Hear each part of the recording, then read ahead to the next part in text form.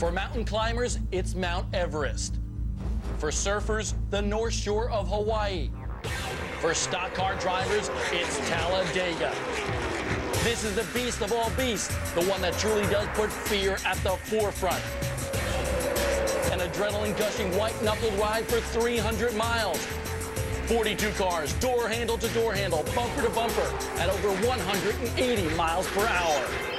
You know, when you get that many wide and it gets that hairy and you got to trust people that much, you always get a little nerve-wracking. Biggest one we run all year long. A lot of drafting. You got to be out there with people that you don't know sometimes. Makes it really exciting. Oh, Talladega is the most intense place we go, with all the young guys coming in thinking that they need to win.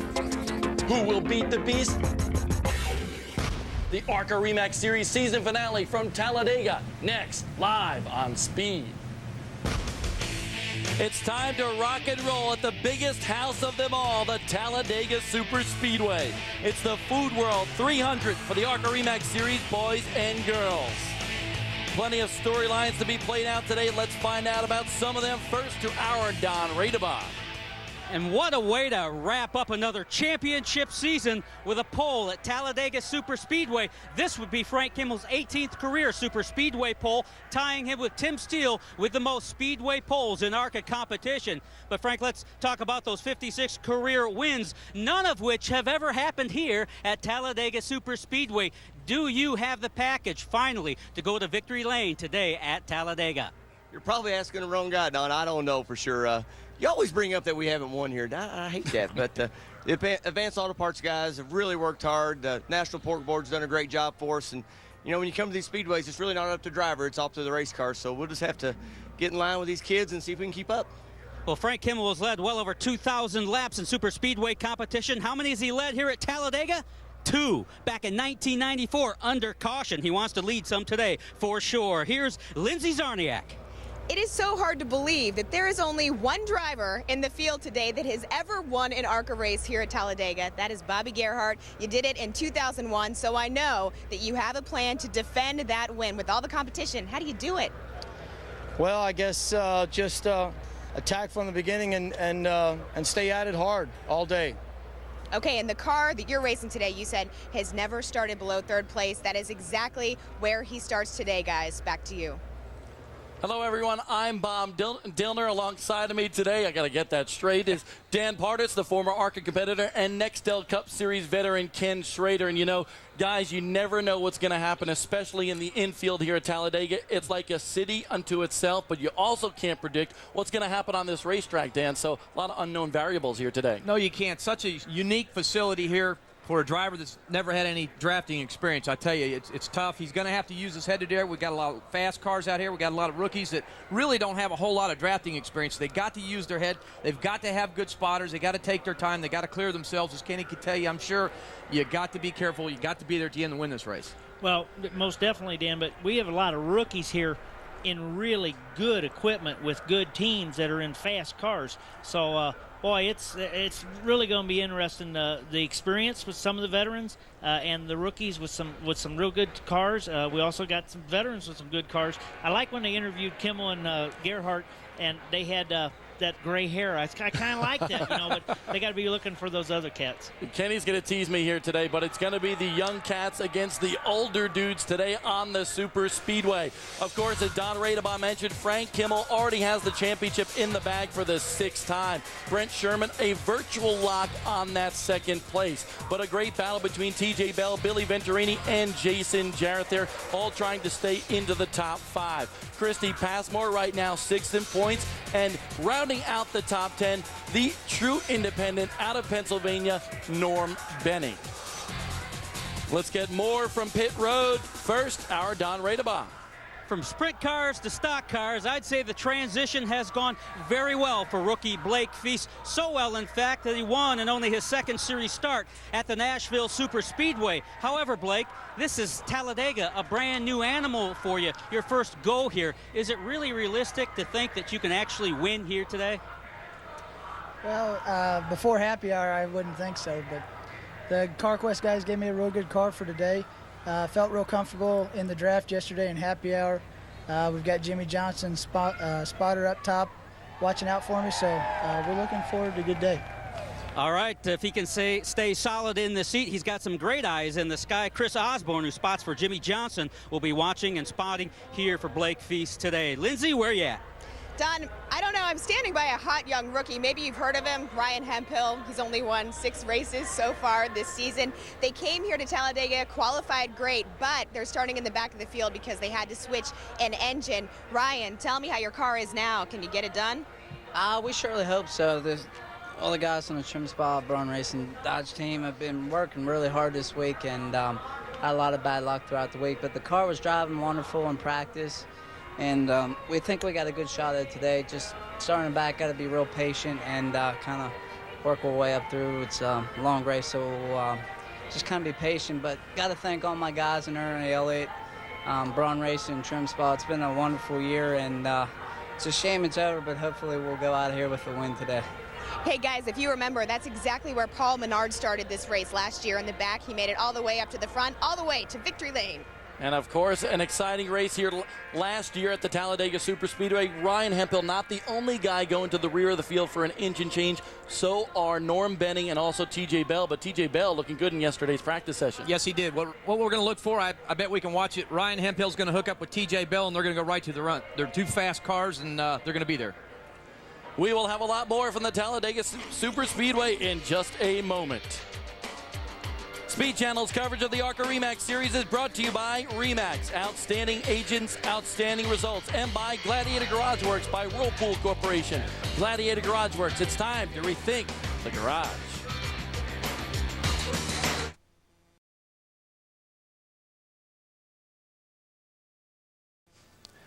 Welcome back to Talladega, Alabama for some real racing with the ARCA REMAX Series on Speed Channel.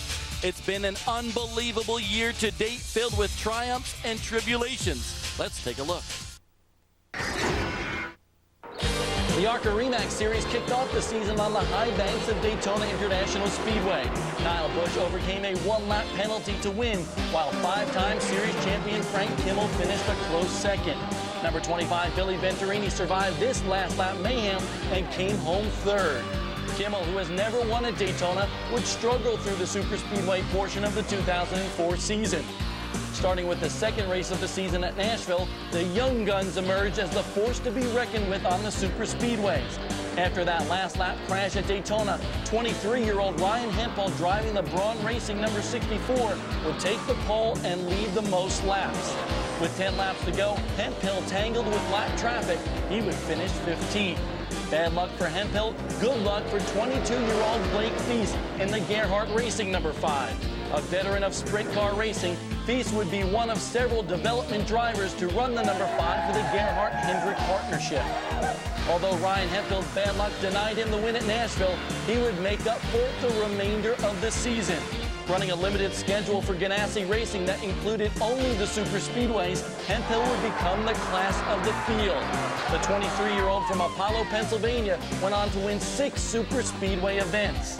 Other impressive debuts on the ARCA REMAX Series included 18-year-old Reed Sorensen, who in only his second career series start avoided some major mishaps on the day and won the 200-miler at Michigan by 6 seconds over veteran Matt Higgins.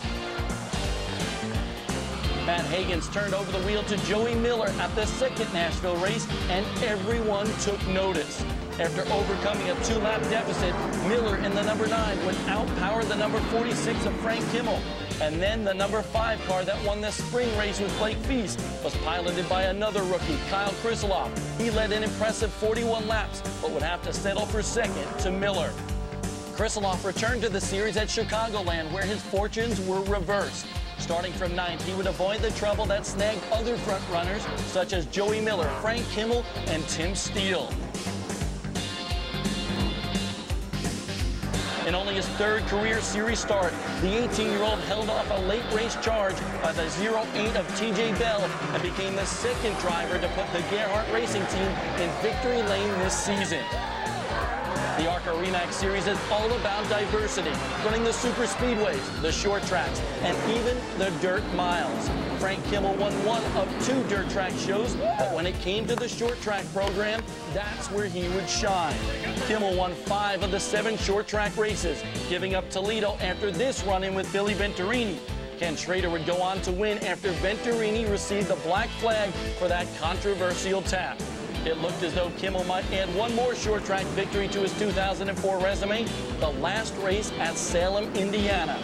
Kimmel sealed up his 2004 Series championship just by coming through the gates. But after grabbing the pole and leading 2/3 of the race, he would tangle with lap traffic and finish 23rd. With Kimmel gone, the number 67, piloted by Jason Jarrett, who seems to always finish second at Salem, would end a 3-year drought and grab his second victory in 91 starts. And today we will conclude the season on the big track here at Talladega. ARCA runs all sorts of racetracks, from the short tracks to the big tracks. There's a big difference between those cars, and our Dan Pardes takes a look at them. In the world of stock car racing, you hear talk about 2 different types of race cars, a super speedway car and an intermediate car. The major difference is the aerodynamic drag and the downforce on these cars. When we come to a super speedway, we try to eliminate that downforce. There's a lot of things that the teams do to try to keep that downforce to a minimal. The kick out on these cars, which is where the spoiler reaches the bottom of the racetrack here, on a short track, you may want to pull that spoiler out as far as possible. On a super speedway, we get it back just as tight as we can. As the air works around the side of the race car, as you see, they make these fenders just as round as possible to keep the air to flow around this race car. You do not want this air to go over the hood of this race car. You want it to go around it. As we see the fender wells on this car, you can barely get your fingers in the fender wells of this car. Keeps the air from getting inside the car. Make that air go around the race car. Wow, you want to talk about speed? The rear spoiler of these race cars is everything. On this particular race car, we've added a 1/2 inch of rear spoiler height to the spoiler for the super speedway. And also, we have to maintain a 65-degree spoiler angle on this particular race car. And as you see, as the air flows around this race car, we've rolled the rear fenders of this race car off, just like we have the front. Your main objective here on the super speedways is to keep the air off the rear spoiler of these race cars. That creates less drag and less downforce. That's so important. The team that spends the most time on their race car in the shop will have the fastest car on the super speedways. Even though these cars are smooth and very aerodynamic, I can guarantee you one thing: a few of them will have some donuts on the side of their cars when this race is said and done. And now, race fans, it is time for those most famous words in motorsports. Please welcome back Jim Evans to give the command. Drivers, start your engines.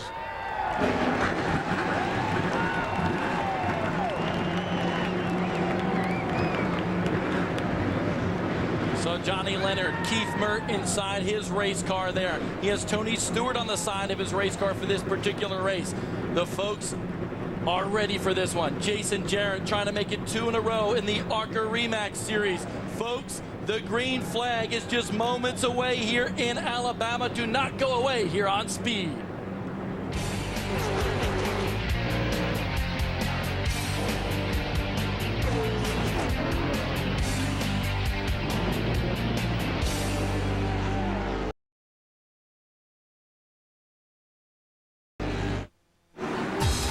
The cars have rolled off for the Food World 300 for the ARCA RE/MAX Series today at the Talladega Superspeedway. Let's not waste any more time and get right to the RE/MAX starting grid. On the pole, as Don Radebaugh mentioned, Frank Kimmel, Blake Feast on the outside pole for this one. In row number 2, Bobby Gerhart and Billy Venturini. Talked to Billy just hours ago. He said, man, this is the best drafting race car I've ever had on the super speedway, best driving in or out of the draft. He said, I'm going to win this race here today. The teenager Reed Sorensen and Keith Mert. Klaus Graf. Ken Schrader, you know a thing or two about him. Oh, Klaus has run several races, ran 3rd in his ARCA debut at Nashville, and we're hoping to have him join us in the next tour next year. Another teenager, Boston Reed and Stuart Kirby, all of 22 years old, one of the older guys in the series, and Christy Passmore right there. Had a great run last year, Dan, at Talladega. Man, she did. She's come a long way. She's right there on the edge of finishing top 5 here today, be the first female in the ARCA Series to ever finish in the top 5 in national points. She has to use her head and be patient here today. Denny Hamlin, part of the Gibbs Racing Project, a late model stock car veteran from Virginia. Chris Moore and Jim Walker in row number 10. And then there's A.J. Fike and Rich Woodland. And A.J. Fike, I'm surprised he didn't qualify better, Dan. I talked to his crew chief, Cal Beaupre. He said, we've made a lot of changes. He said we really should have qualified better. Unfortunately, we didn't. Hey, we saw Ray Cook right there, and I know he had a great run at the short track. Won the dirt late model race there against you, Did Kenny. he beat you, Kenny? He won. He's a standout driver on the Stacker 2 Extreme Dirt Series, a good top-notch national dirt driver. 10th in points now in that Extreme Dirt Car Series. Joe Cooksey and Todd Bowser right there, and there's A.J. Hendrickson. He's going to have to go to the back of the field, too, for being late to tech. Brandon Nuff in a new ride, the Greg Sarf machine, and Benny Chastain. And there is Norm Benning and T.J. Bell, a mathematical, most likely lock for Rookie of the Year. He's had a great year here, Ken. That car, T.J. has run good every place he's been. Been quite a contender. Slipped a Hendricks motor in that car right before the race. He's got a bullet. That's never a bad thing to do. Sometime before the checker flag, if you can stick one in there, it's really good. Sure helps. On board with Johnny Leonard today. He's a roofer from Florida. He will start 27th in that Boca Bay Builders number 13. Several onboard cameras today. Brack Maggard, a longtime veteran here in the ARCA REMAX Series. He will start 18th. Moving along. He won just a few weeks ago. Jason Jarrett starting 13th. He told me he's got an excellent car. Tom Sokolowski, the crew chief, thinks they could win this one here today. Brand new race car for that team. Wagner power underneath the hood. Got good motor, got good car. Just need some good luck. Moving up through the field, Keith Mert starting 6th. He's got Tony Stewart. You can see the smoke there on his roof. We'll explain more on that a little bit later on in the broadcast. And of course, on the pole today, the King Kimmel, now a 6-time ARCA REMAX Series champion in that Advanced Auto Parts number 46. Frank and that whole team would love to win these restrictor plate races, but they know that winning their 6 championships, and it's only 2 times a year, so they just haven't. They've concentrated on winning the championship more than this restrictor plate races, but they got their act together going into this race today. 113 laps the distance here today. The pit window about 45 to 50 laps. Lindsay? Guys, Christy Passmore is so excited to get out on this track. Last year, she was 5th at Talladega, but this morning, she got her hands dirty in another way. She works with a charity called Believe in Tomorrow, and they brought 2 families of 2 terminally ill children into the garage. They got to hang out with Christy, they got to see the car, and they got to get their hands dirty with paint and put their handprints on the back of the car. Of course, Christy got involved. She said she loves doing this kind of thing, and she said, hey, maybe it'll even bring me some good luck. One of the more famous guys in the garage area is Red Farmer. He's been involved with the ARCA REMAX Series for a long time. Yesterday, our Don Radebaugh, man, he was a lucky guy because he got to spend some time with the living legend, Red Farmer, a multi-time winner here in the ARCA REMAX Series. Red, best as we can tell, you're one of only 2 guys in this entire ARCA garage that's ever won an ARCA race here at Talladega, yourself and Bobby Gerhart. How big of a deal is it to pull into victory lane at Talladega? Well, it's always, and you win on the super speedway because most of the guys are considered, and I was, a short track driver. And when you can win on the world's fastest super speedway, that's a once in a lifetime deal. I was very fortunate to win it twice in 1984 and 1988, so I won the race twice here. And you won in a Davey Allison-owned car, did you not, in '88? That's right. Davey was my crew chief on that car. It was his car, and it was kind of ironic. I was working on his Busch team, and I would be the crew chief when I drove that. When we come to the ARCA race, it was his car. I drove it, and he was my crew chief. So it was kind of a fun deal, really. Red Farmer spots for that guy, Jason Jarrett, starting 13th here today.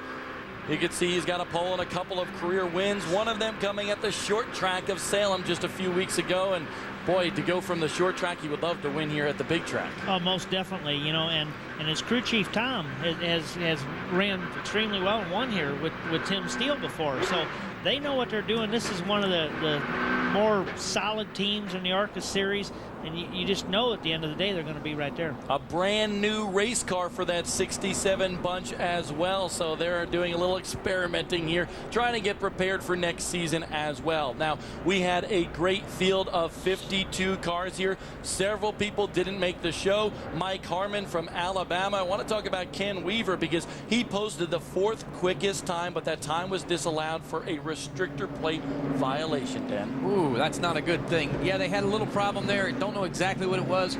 ARCA checked. They pull these restrictor plates right after qualifying out of the top 10 cars and thoroughly go through them. And when they pulled it off, they didn't like what they seen, and it was something that I think was done intentionally. I'm suspecting it was more than a little problem. Otherwise, they could have maybe worked it out. But this was like a really big problem. Oh, big time. 1/16 of an inch here on the restrictor plate makes approximately 25 horsepower. So, man, it's just a little bitty change that you can make to them restrictor plates makes big horsepower. A pocket knife in 10 seconds will pick you up 3 miles an hour. Yep. So it's extremely critical that you use the stock plate that they put on. Absolutely, and it's unfortunate that happened to him. On board with Johnny Leonard right there in that Boca Bay Builders number 13.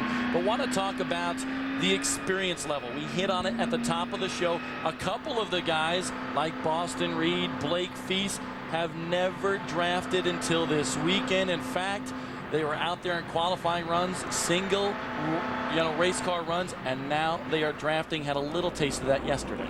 Hardly anybody has ever drafted Daytona or Talladega type drafting until you come here for the first time. You just don't get that experience anyplace else. You're never ready when you come here the first time. But, ARCA has a good format of proven drivers to run at these places. They've excelled on the shorter tracks and in other forms of vehicles. And it's like, hey, you've got to come here for the first time. And I guarantee you they'll represent themselves good. And pretty interesting on the front row here, a young guy and the 6-time champion. It just shows you how good this ARCA REMAX series is. It breeds a lot of good young racers. That's what it's all about, the veterans against the young guys. Schrader, are you ready? Yes, I am. Pardis, are you ready? Tighten my belts, ready to rock. Folks, hold on to your lug nuts. It's time to go racing at Talladega. It looked like Frank Kimmel was ready too. Great start. We like that. He beat the young kid. How about that?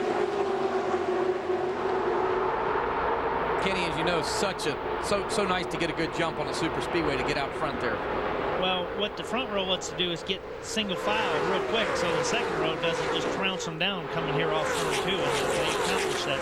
Schrader, we see the cars getting up to speed, but how long will it take them to get up to speed here at the super speedway? It'll be at the end of their second lap before they're actually up to full speed. Blake Feast right behind Frank Kimmel. Right now, I would assume Blake Feast, the young kid, never drafted in a race-type situation, maybe can learn a lesson or two from the king. Now, right now, he just wants to stay right there in line. For viewers at Daytona and Talladega, when your car's right, unless you run up on someone because of the draft, this is a never let up, never touch the brake pedal racetrack. That's the only 2 of them that we have. You see the guy in third was the number 5 of Bobby Gerhart. When you go back a little bit in the field, you see the orange and white car. That's Christy Passmore. Just in front of her is the Serta number 44 for Brent Sherman, second in points. A lot of dicing going on right now, and you can see Billy Venturini. He showed us a lot at Daytona earlier this year, battling in the top 5, battling for that victory. Keith Mert trying to pull along with him right now. And then you have the number 7 car there as well, the Ditech.com number 7. The Venturinis have been ARCA racing forever. His daddy, Bill, a former champion. And in the last 2 years, their super speedway program, their whole program, but especially their super speedway program, has just continued to improve. This is real impressive that Boston is able to hang to the outside of him like he did there for a while, but they're getting away on him now. Schrader and Pardis, you've been around the ARCA REMAX series for a long time, and that paint scheme on that 25, very recognizable from 1987, I believe. Yeah, it goes back to, I believe Bill was the Permatex car there with those colors, wasn't he? Lindsay, you got more? You guys are absolutely right. It is 1987, and that was the year that Bill had the Ultra Blue crew. It was an all-gals pit crew, of course, with his wife, Kathy, who was leading the pack. She was a tire changer. That was the very first year that Bill won his first ARCA championship. He said those girls practiced their butts off, and we think that that's where Billy Venturini gets his work ethic. And the story about that race car is we see 2 and 3 wide racing all over the place, but Billy Venturini, he went up to his dad and said, "Dad, I want to do something different. I want to honor you because, of course, you set the track record here back in 1987. I want to paint the car like you had in 1987, and he's even got the block letters. You know, Billy usually has the signature on the roof of that car. He's got the block letters like his dad did." That's so cool, you know, to take after your dad. I talked to Billy earlier. I said, Billy, you need to leave the car that color. Look how great it is. Look how good it runs. He just kind of looked at me, and his dad laughed. He said, I've been telling him that for years. We need to make that car white. I said, if it goes that fast all the time, you need to do it for all the tracks. You know, we see there that on the stats that it showed, Billy hasn't won on the ARCA Series yet, but he knocked on the door so much, and he had it opened up a couple times, and it got closed on him very late in the race. And, I mean, he's right there as far as breaking out and winning. Billy Venturini second at Kentucky earlier this year. We see lots of stuff going on here. The Ditech.com car for Boston Reed, one of the teenagers in the field today, getting some drafting experience. We'll have more when we come back to Talladega.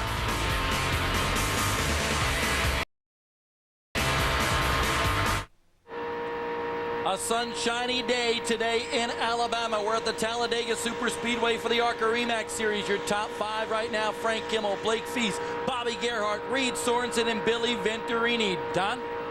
Wanted to mention something about Frank. I talked to him earlier. Asked if he might be paired up with someone out there in a deal in the draft. He said, well, when your car is this good as the 46 car is, you don't have to make deals because they'll come and race with you. And it certainly looks like they are. I want to make one more comparison here. That car that's following them, that Hendrick Motorsports car with Blake Feast. Hendrick Motorsports has 486 employees in all. To make a champion in the ARCA REMAX Series, the Kimmel team, they have 5 full-time employees. Frank and Bill Kimmel, his crew chief and brother, are 2 of those employees. They take all their team with them on the road.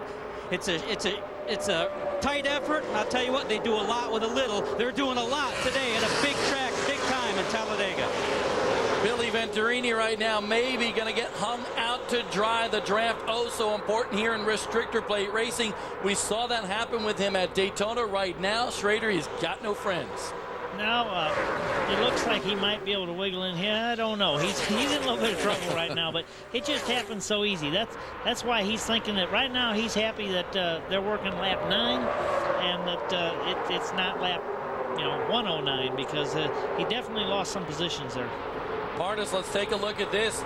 We got Ryan Hemphill, the winner of 6 super speedway races this year, moving his way through the field. Lindsey told you earlier that he started in the rear of the field, and Lindsey, he is coming on strong. This is exactly how he planned it, Bob. During qualifying was when his motor overheated. They changed the motor. They got a new one from Artie Elliott. He said it wouldn't work right off the bat, but they finally got it in gear. They were able to get about 30 minutes of practice time. They thought they were having a little issue. He said when they were running in the draft, the car would not suck up to the car in front of him like he wanted to, but obviously they fixed the problem. Pardis, he is now up to 13th, working his way right behind Dan Shaver. Great run there. He knows what he has to do. He has to stay in line, but he has to move forward. Just a great horsepower underneath that hood, that Braun racing car. And he was excited before the race. He said, I'm going to the front. He said, and I'm going to do it in a hurry. When you're going to the front on the outside, now he's going to be by yourself. Now Billy Venturini is thinking like, come on, Ryan, come on, get up there, because that's all he's going to need to help give him a push back up there. That's extremely strong when you can do that on the outside. We know this whole thing. It's less drag is the same thing as more horsepower. And I would say he's got pretty good of everything. But we're starting to see some activity back there now. As you say, it's just free help. You have to get in there. You have to find a dancing partner. As you see Ryan pull up on the back of Billy saying, boy, this is my saving grace. I've got to get back in line. It's so important to get back in line and not get hung out. Ryan's happy because he's got a car that's going to the front. And it looks like he can almost do it by himself. Don, you got more on that trim Spa Dodge? Well, Bob, it should be no surprise that Ryan Hemphill's going to the front. In 13 starts this year, he has led 515 laps in 10 races, 6 wins, 6 poles. And remember, Lindsey talked about they had to put a backup motor in this car. They got the backup motor from Chip Ganassi, the 77 car of Reed Sorensen. So we know the power is perfect. It looks like Ryan Hemphill is pretty good today, too. Headed towards the front at Talladega. That's the Silver Fox. Don Radebaugh always coming up with those ARCA facts. Lots of squiggling and squirgling going on right now, Schrader. Oh, most definitely. We talked before about the number of employees at Hendrick Motorsports, 480 of them to get Blake Feast to run second there behind Frank's 5 people right now. That's what I love so much about the ARCA Series. Besides being on the dirt tracks and the super speedways, you can come here with any type of budget and compete somehow. Want to talk about the guys running second and fourth right now. They are both part of that Hendrick Driver Development Program. Blake Feast and Boston Reed. Boston Reed is in that Ditech number 7, and he is showing pretty good today here for a teenager. But I asked both of them, are you guys as teammates going to run together and really work together today to stay up front? They said absolutely not. We are out there to do the best that we can. We are not only competing on the racetrack, but for a possible ride next year in that Hendrick organization. Well, that's more competition than you could ever imagine, you know, competing for a job like that, especially in this business. But, you know, both of them have proven to be real good. This is only one race. This isn't a make or break deal, but it'll be a good place to shine. Guys, look at that. There's some 14 cars back in the lead draft. It's unbelievable. We're spreading out there a little bit, but they really got packed back together here. Keith Mert, Denny Hamlin, a lot of guys bunched up together there. Lindsay, you got more from pit road? I do. Blake Feast, he started second in the same car that Kyle Busch started second with and ended up taking to victory lane in Daytona this year. So we know people around the garage have been saying he has the absolute car to beat, and we know a lot of these guys were trying to wheel and deal with him today. Blake Feast tested here just a short time ago, but when they tested, Dan, they had a little rain. And the Cup Series was here as well, so Blake and Jimmy Johnson, the Nextel Cup Series star, actually sat together a little bit. And Blake said, you know, Jimmy, I need to know something about the draft. So Jimmy took out a bunch of sugar packets that were actually in the transporter and explained the draft, much like I think it was in the movie Days of Thunder with Nicole Kidman and Tom Cruise. Yeah. But I don't think it was along those lines. And that's how Jimmy Johnson explained the draft to Blake Feast. Well, if you got the point across, that's the main thing. All he needs to do is know what that air is doing. Now let's see if he can get to victory lane.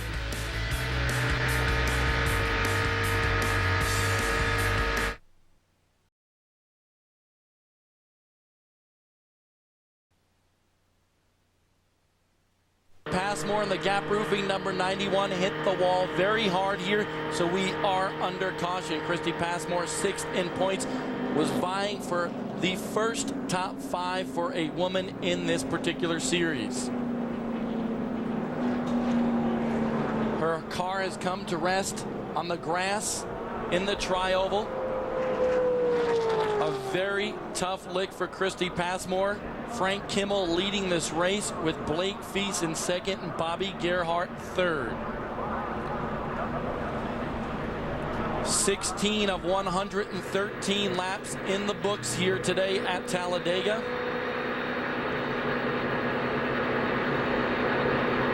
Plenty of dicing going on with Frank Kimmel and Blake Feast, and a lot of guys in that top 10. We'll have more from Talladega in just a moment, live here today on Speed.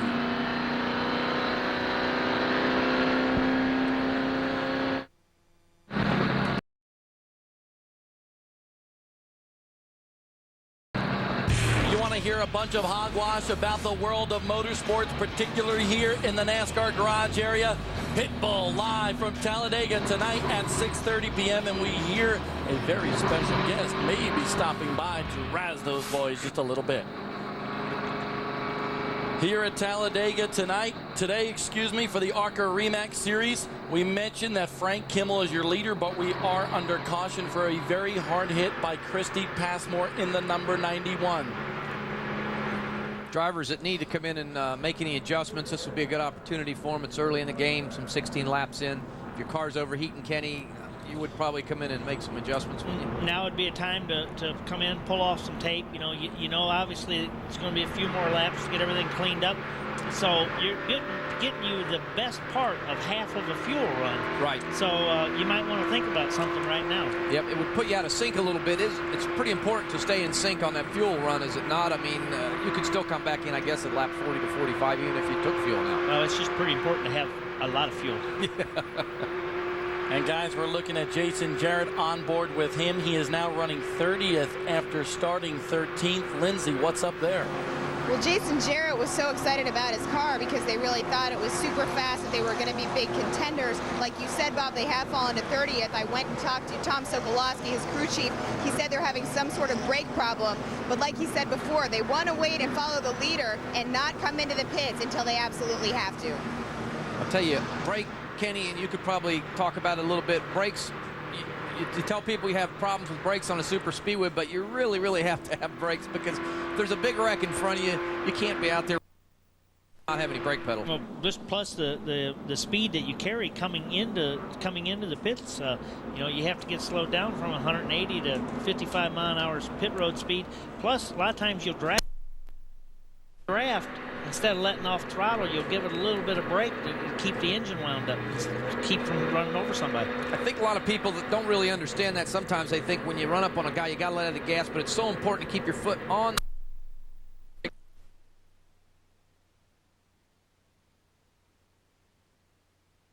Kimmel is out.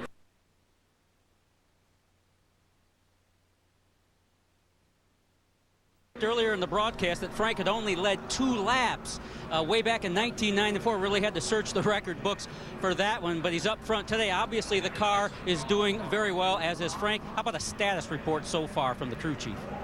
He really hadn't talked too much, Don. I think he held his breath the first 10 laps because he's never been there. He said it's a different sight he's had before. But the Advanced Auto Parts Sport car really and truly ran awfully well today.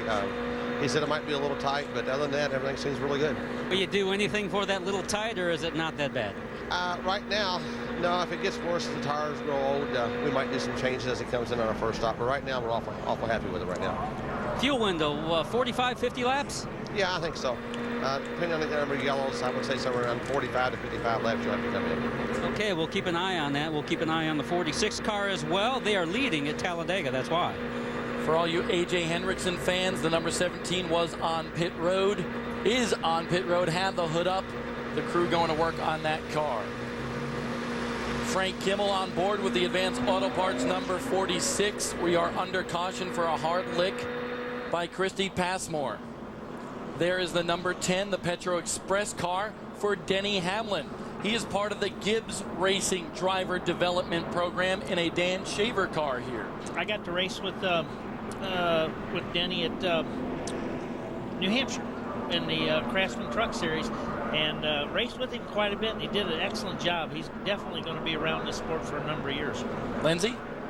It's a quick update for you. Denny Hamlin is loving his car. He just got on the radio and said that it feels great. It's the fastest thing out there. They said they're going to keep him out there until they got to bring him in. I watched Denny Hamlin on the short tracks around the Carolinas and Virginia, and let me tell you something. In a late model stock car, he can really kick butt. He knows how to put the throttle to the floor, work that brake, and bring it to the front of the field. We'll see if he can do that here at Talladega. More when we come back.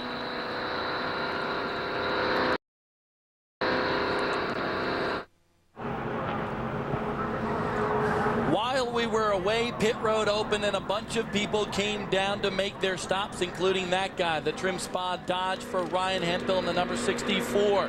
Frank Kimmel, your leader, he did stay out, as did Blake Feast and Bobby Gerhart, your top 3. Well, we have great technology here in the booth, Dan Partis. We are going to attempt to speak to our leader and 6-time ARCA REMAX Series champion, Frank Kimmel. Frank Kimmel, Dan Partis in the booth. You copy?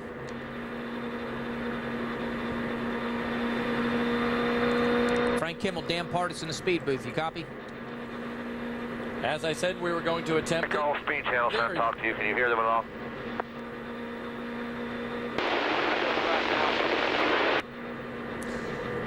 You know, it might not be our technology, because I've talked to Frank before, and it's like he's not even listening to me. So it could just be that. Absolutely. We'll have to try him later. As we mentioned, we are under caution for a hard crash by Christy Passmore, 6th in points coming into this particular race. There is her car that came to rest on the grass in the Tri-Oval here at Talladega. And here's what happened to Christy Passmore. Believe it happened just behind these cars here. You see a lot of bobbing and weaving going on. Now that was a hard hit. She just got loose, a hard hit. This is a vicious hit there. It's not good when we make impact the left side of that car back across the racetrack. Phew, that could have been real bad. Medics working with her right now. There is another look at a very vicious hit. Wow. That is a vicious hit. We are told that Christy has been speaking to medical personnel. That is, of course, a good sign. Well, and we see it. We see the personnel down there taking a long time with Christy, but that's because our standard of care and the way they extract the drivers from the car now has been raised so much that they take all the precautions and really do everything not knowing, you know, what kind of injuries might be there. So they're extremely careful extracting the people from the cars now. Christy Passmore, a former open wheel standout from Oklahoma, had run sprint cars for many years, cut her teeth on the short tracks all over the country, now coming here to the ARCA REMAX Series to climb the ladder some more. She has gained valuable experience in this series and actually has some aspirations of doing some NASCAR Craftsman Truck Series or Busch Series racing next year. Lindsay?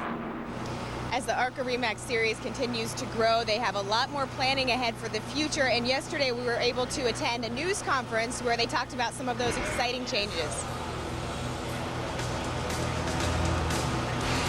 Also, I want to tell you that I think this extension. It sounds like you guys have some exciting changes. Can you sum them up for us?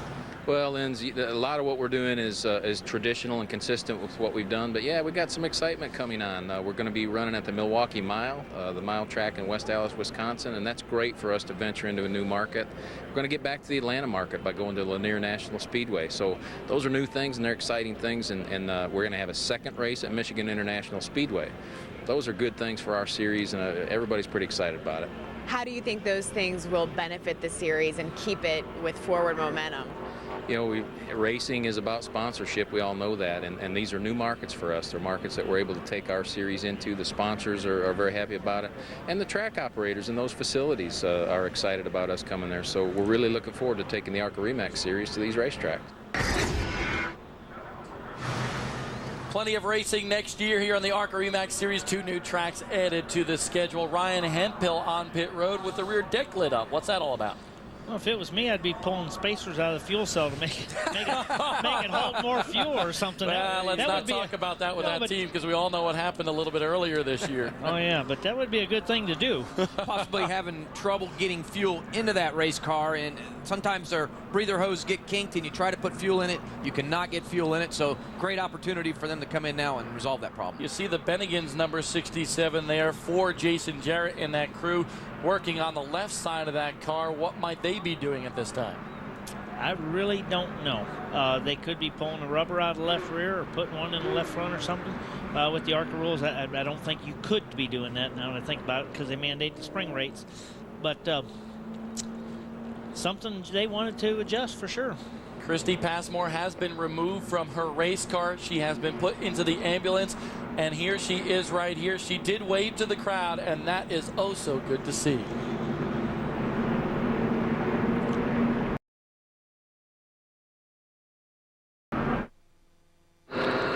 One of Ken Schrader's favorite shows, Speed News Saturday tonight at 7 p.m. We've been here all weekend in the garage area of Talladega. Kim Novak, Jason Avery, Phil Kelly, Clint, and the boys putting together all the scoop from the garage area, plus a whole lot more from the world of motorsports. Lindsay? The 25 car of Billy Venturini and the 10 car of Denny Hamlin did not pit, like you guys were saying. The reason for that is because their crew chiefs were playing a version of let's make a deal, and they did that so that their drafting together can only improve, and they think if they stick together, they can really end up right up front. Hey, 64 is pitting. Ryan Hemphill coming back down pit road. You can see Boston Reed there in that Ditech.com number 7, but from what we were just told, and the overflow bracket in that trunk broken. Lindsay? That's exactly what they just told us, Bob. I talked to Greg Tester, Ryan's crew chief, and he said that they broke off the bracket for that overflow, and they think they'll be able to get him right back out there. Obviously not. Obviously, they brought him back in here. So, Don, what do you got? Well, one of the cars that did pit was the 7 car, the Ditech.com car. of Boston Reed, and one of the reasons why is he had damage to his right front fender. While we were watching that Christy Passmore crash, she was one of the cars that actually wiggled and bounced off one of the other cars. They came down pit road. They had damage to the right front fender and valance. They pitted for 4 tires, took out a rubber in the right rear, made a track bar adjustment, and did their best to patch up that number 7 race car. He's been a busy guy this year. He's got 60 sprint car races on his calendar, wing and non-wing, plus the full USAC Silver Crown schedule. That's 12 races, plus all this ARCA Hendrick Motorsport stuff. He's been a busy guy all season long. He's busy here today at Talladega. And last week he was at the 4 Crown in Eldora and took a wild ride end over end in a Silver Crown car. Here's the schedule for next year for the ARCA REMAX Series. Schrader Parter's going to some great venues, including Lanier National Speedway. I've been there before, the short track of 3/8 of a mile speedway. Boy, there's going to be some bumping and banging there. Oh, that'll be a good show. And I believe the Milwaukee racetrack, isn't that like the oldest racetrack in the United States, I believe, that's still active? I believe you are correct, Ken Schrader. You are just a wealth of knowledge about the world of motorsports. I don't know about that, but I know we're getting ready to go back green, so we can go back to racing here. And that's good to see. Again, the green flag will fly. The car to the inside, a lap car. Frank Kimmel going to lead them to green. Blake Feast is second. Bobby Gerhart third. Billy Venturini now fourth. And Denny Hamlin in that Petro Express number 10 is fifth. His teammate, Dan Shaver, just behind him. These guys that didn't pit, I mean, we're halfway through a fuel window. So this thing went green for a long time. If it would do that again, they could potentially be looking at a green flag stop, which is very costly here. We said earlier the pit window about 45 to 50 laps. We're on lap number 26 right now. If you want to find out where your favorite driver is running the field, you can look at the ticker at the top of the screen.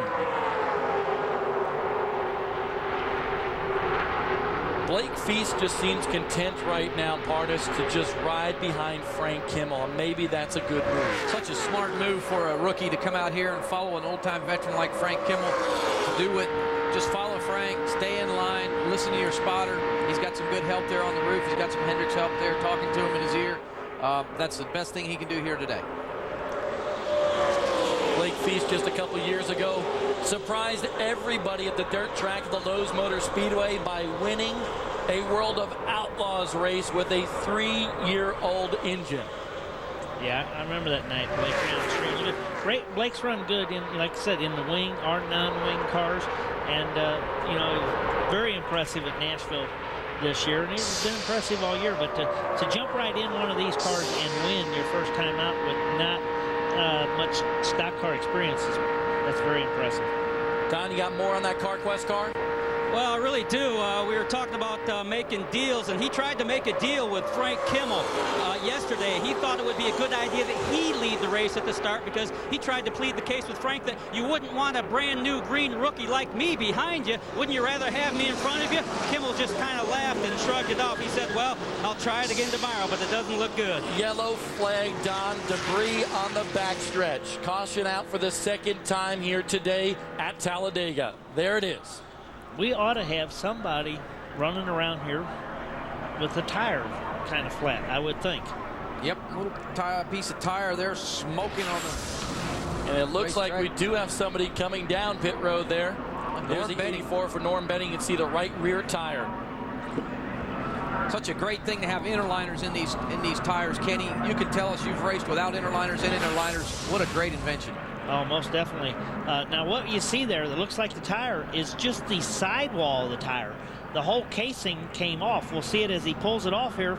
You just see the sidewall. Now the interliner is up right there, but it's like a little miniature tire inside the tire, and it's been a huge safety contribution. I think maybe in the 70s, something like that, they came up with that.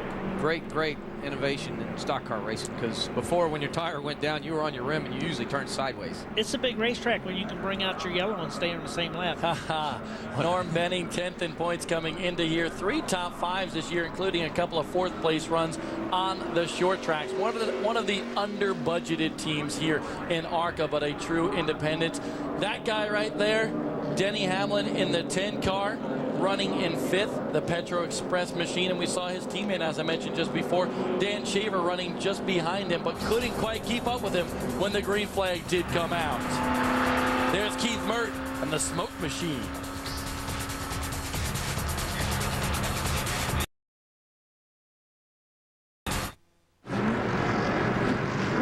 Welcome back. We are currently down on pit road, and what you're watching is Denny Hamlin's number 10 car. Said the car feels great. They brought it in. They intended on giving him 2 new tires, but track position is too crucial to Don Radebaugh. With Frank Kimmel, right side tires already going on the Advanced Auto Parts Port Car. This will be a 4-tire stop. No adjustments necessary. We talked earlier that the car was a little tight. Frank says it's not tight enough to mirror. I guess if it's not broke, don't fix it. 4 tires and fuel stalls the car. Now they had the air gun hung up. Now they're going to bring him back. This is very costly. Still working on the left rear of Frank Kimmel's car. Didn't get the lug nuts all the way on. Took off with the gun. Still attached. He'll try it again. This is not good. They're not happy in the 46 pit. And that's something you don't ordinarily see from that Advanced Auto Parts team for Frank Kimmel and crew chief Bill Kimmel. Nope, such a well-trained team. But unfortunately, Kenny can tell us, the professionals, guys that do this day in and day out, that happens. But they did the right thing, Kenny. Don't you agree? They backed the car up. They fixed the problem right then rather than go out and lose another lap. You can overcome that problem as long as you don't go out there and let that problem cause a bigger problem. They'll overcome that problem. And you saw Bill, his brother, and crew chief pretty aggravated, slapping his hands together on that shot. So very frustrating for that Pork the Other White Meat crew. Would have been neat if we could have actually heard Bill, huh? Yeah, well, maybe not. We might have had to have a few bleeps in there. Frank Kimmel, Dan Partis in the booth. You copy?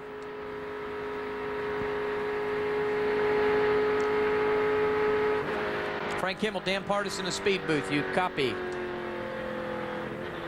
Dan, don't know if I'd want to talk to you right now either. Yeah.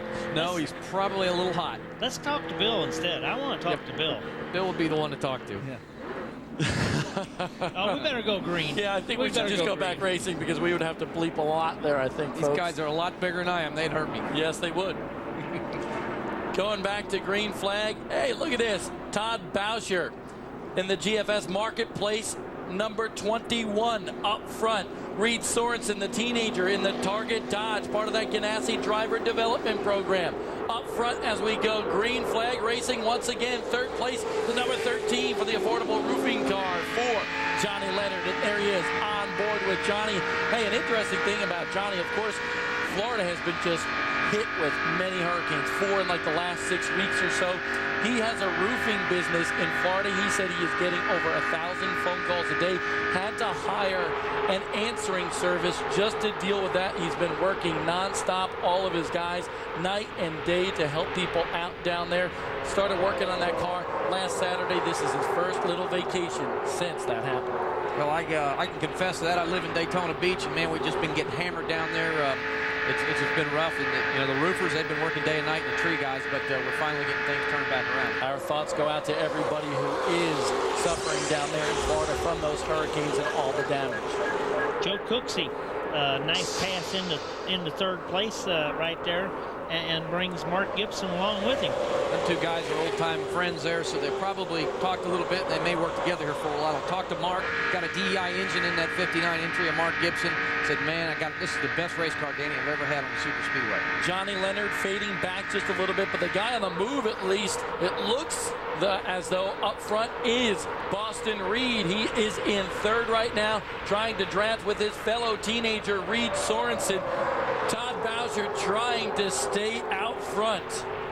And he's doing it so far. So that's got to be quite a little boost for the Boucher team right now. Don Radebaugh. Alongside Bill Kimmel, Frank's brother and crew chief. Obviously a miscue on pit road. At least it looked that way. What happened? Oh, it was that way, Don. We just messed up. We dropped the jack too quick. We didn't have all the luck for the left rear, so we had to shove him back in the box. It's hard enough to win at Talladega as is, but with mistakes like this, sometimes impossible. Yeah, it didn't do us any good at all because it put us way in the back right now. It looks like he's fallen back on a bit. We gotta get back up to the draft and see if we can hold on for a little bit longer. Maybe we'll make it up next stop. Okay, we'll keep a sharp eye on it. That's Bill Kimmel hoping for better things down the road. And guys, we have a new leader, Reed Sorensen, who won at Michigan in his second career start in the ARCA REMAX Series. Boston Reed comes with him. He is in second place right now.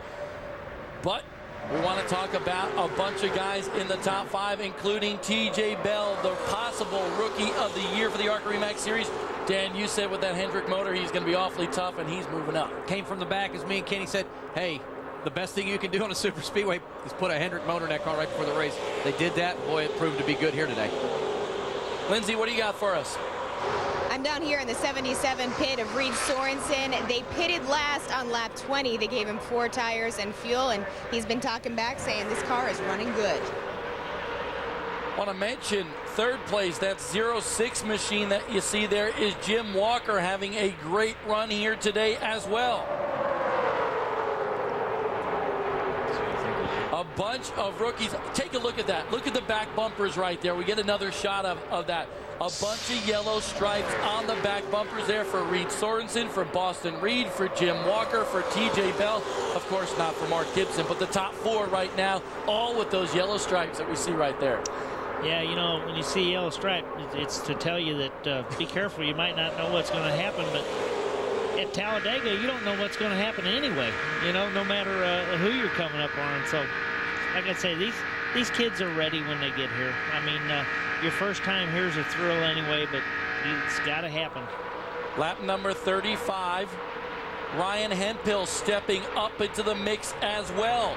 Another rookie competitor here in the ARCA REMAX Series, trying to follow the number 75 of Stuart Kirby. Mark Gibson in that Williams Brothers Lumber car, the number 59 on the inside, maybe getting hung out to dry. Almost 3 wide action. Don Radebaugh, what do you got on Mark Gibson? Well, we've been talking a lot about those rookies and the power plants they had through Hendrick Motorsports and Ganassi Racing, who utilizes the Elliott engine. But Mark Gibson actually has a DEI motor in that thing today. DEI does a little research and development in the ARCA REMAX Series as well. And these days they're doing it through Winder, Georgia driver Mark Gibson, who's given it a heck of a run today in the Williams Brothers Lumbers Chevrolet. And of course, the connection for Mark Gibson there to DEI, his brother Tony, the crew chief on the number 1 car. And that's the connection for the DEI engines in that Williams Brothers number 59. Ryan Hemphill jumps to the inside of Stuart Kirby there. He is looking good. There is Frank Kimmel trying to work his way back through the field as well. Back in 21st, moved from the back of the pack. He just has to be so careful moving through this pack, but he has to be aggressive. Again, you got to keep your foot in the gas pedal and try and make the right moves, and hopefully you got a good spotter to work with you. Blake Feast, you saw him in that CarQuest number 94. Man, he's been pushing everybody around, trying to work his way back through the field as well. The 42 of Chris Moore and the 99 of Klaus Graf right there, flying by Frank Kimmel. Yeah, Frank's kind of trapped down on there inside right now, and it's cost him a little ground. The number 1 of Sam Haferteep ran oh so well at Nashville in the top 5 all day long, now in an Andy Belmont ride. 37 laps in the books, and now it's getting good, folks. Don't go away.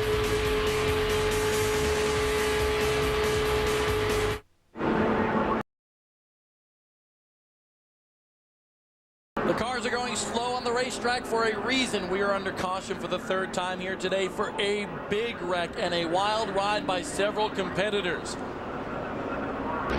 Reed Sorensen out front, but let's take a look at this, Ranger.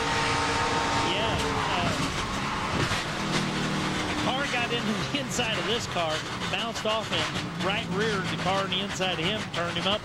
That's all it took. Can't tell who was in the middle from that particular view, but whoever that was hit Ed Kennedy in that 00, and then Ed Kennedy came up and just wiped out Keith Mert. Here's another view. And now this is the view. You can see Joe Cooksey in the 1-800 Serve Pro number 23 also involved. So is Brandon Knupp in the number 38.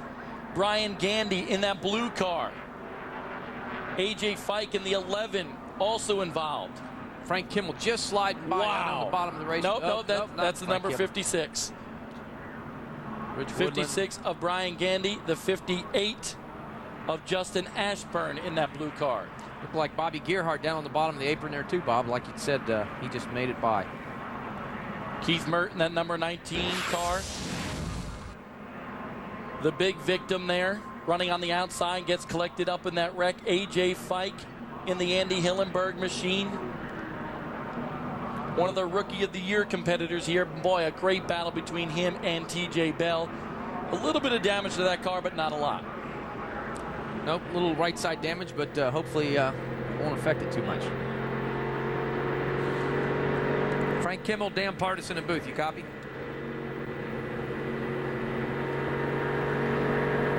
Dan, do you and Frank? I think he can hear you when he's on the front stretch. I don't think he likes you, Dan. Yeah, do you guys get along good? Let's try him one more time. There, he's on the front stretch. Frank Kimmel, Dan Partisan in booth. You copy?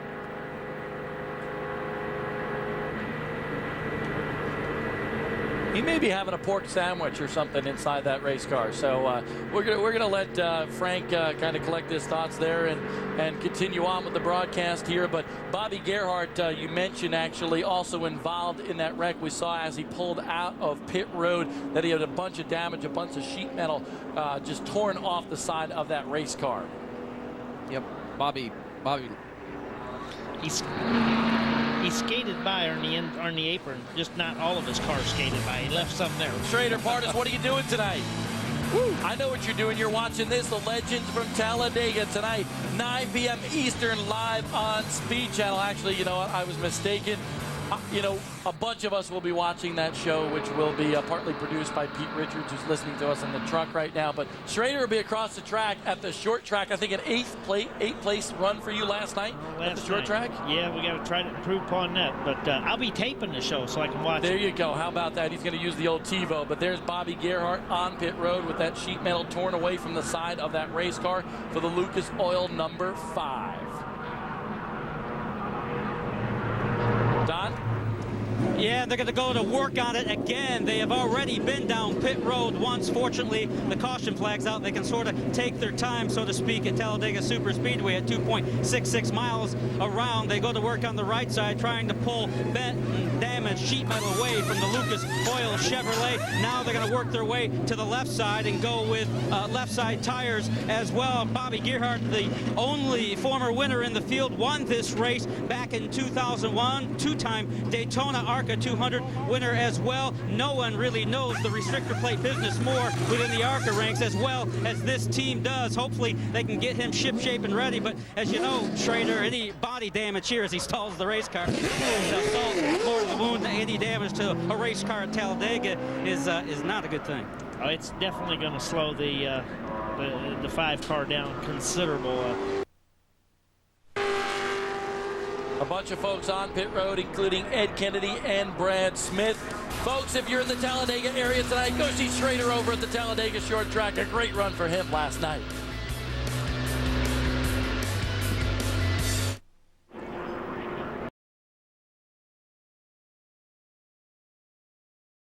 .41 laps already completed here for the ARCA REMAX Series, the Food World 300 at the Talladega Super Speedway. That kid, Reed Sorensen, going for his second win here in 3 attempts in the ARCA REMAX Series. He is your leader. Way back in the 15th spot, we've seen him up in the top 5 here today. Billy Venturini trying to work his way back through the field. And Dan, we're going to see if you're friends now with Billy Venturini. Billy Venturini, Dan Partisan of Speed Booth. Copy? We're good, Speed Channel. Hey, buddy, how you doing out there? I know you bounced back and forth there through the course of this race, but it looks like you got a great race car. You said it was drafting really good yesterday. How's it working for you today? Car's really awesome. I'm one of the few guys out here I think that could really make some things happen, really be able to pass people. Car's good, sucking up good, real happy with it. You know, it's just we're back just a little bit because of pit sequences, but I think the 94, me and maybe Kimmel will be heading back up to the front real soon. That's key. Looks like everybody's been behaving pretty well out there today. You talked about just taking 2 tires on that first pit stop. Did you just end up taking 4? Yes, sir. We ended up taking 4. We didn't know how things were going to shake out exactly, and I knew the 46 was taking 4, and so was the 94. They seem to be the 2 best cars I got to race with today. The 7's also good, so you know, you got to do the cars that you got to beat, and them are the ones that we were really racing hard. So we decided to go 4 with them, not give either one of us an advantage. Got you, Billy. Hey, looked like you just slipped by that last wreck there. What'd you see there? I couldn't really see. I know I saw the 0 and 00 and the 19 and 42 all got in it. Who knows what happened. I saw it happen in about 500 feet before it happened. But that's just usually how it is behind the race car. See, hopefully the rookies will just keep their heads so we can get to the end. Well, keep up what you're doing because you got a great run there going today, and hopefully we can see you in victory lane. That's the plan, guys. Thanks a lot. Billy Venturini running in the 15th spot. You just saw that replay of the big wreck again, and we were wondering who the black car was in the middle. That was the 42 of Chris Moore. He was the one that got into Ed Kennedy in the 00, who then went up into Keith Mert. Don Radebaugh has been wearing out a pair of shoes on pit road, and I know you got more for us, Don, don't you?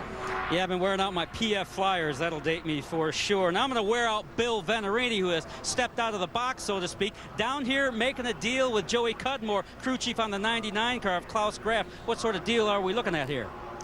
Well, while you're talking to me, I'm listening to my spotter and Billy talking about the 46 and the 99 car. What are you doing here? Tell me about the deal, man. What's the deal? Well, there's no deal. The deal is you got to have help here. You cannot go from the back to the front without help. There's no doubt about it. You got to get a car that will help you, but you can help them too. It's a give and take till you get to the end of the race. Why did you choose 99? Why did what? Why did you choose the 99 car to make a friend? I assume you're making the deal with the 99. And believe this or not, the 46 car. Well, it's a 2-for-1 down here. I see they're pitted next to each other. Well, it's just these are the fast cars. You got to stay with the fast cars, and that's what you need to get to the front quick, and that's what we're working on. So you're going to play with the 46 and 99, hopefully. Right now, yeah, that's we're 1, 2, 3, so that's who you work with. All right, that makes sense to me until it changes. That's Bill Venturini, two-time ARCA RE/MAX Series champion, 87 and 91. Guys, I want to talk about this. Drafting, oh so important here on the Super Speedway restrictor plate track, but always talk about friends. How important are friends here? We're going to talk about that more when we come back live on Speed Channel from Talladega.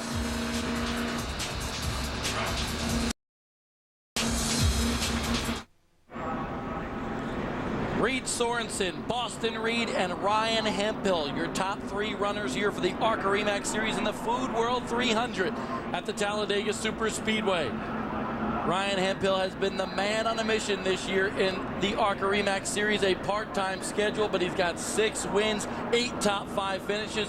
Could have had a couple more wins, but he got tangled up with a lap car on one occasion earlier this year that we showed you earlier in the show. Just some bad luck here and there along the way, but a dominating season for him here in the ARCA RE/MAX Series. The Ganassi development driver in the Braun Racing number 64. Right now, still up in the air as far as his plans go for next year, but he's got a couple people knocking on his door. Right now in the 3rd spot, and Dan, we're going to see if you can talk to Ryan Hemphill. Ryan, Dan Partis, Ken Schrader, Bob Dillner in the booth. You copy?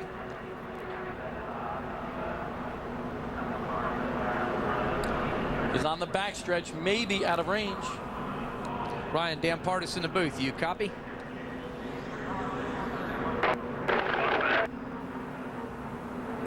Hey, buddy, you started from the back of this field today and fought your way to the front. Just a great job. Looks like you got a really good race car. You had a little fuel problem there with the pickup. How things working out for you?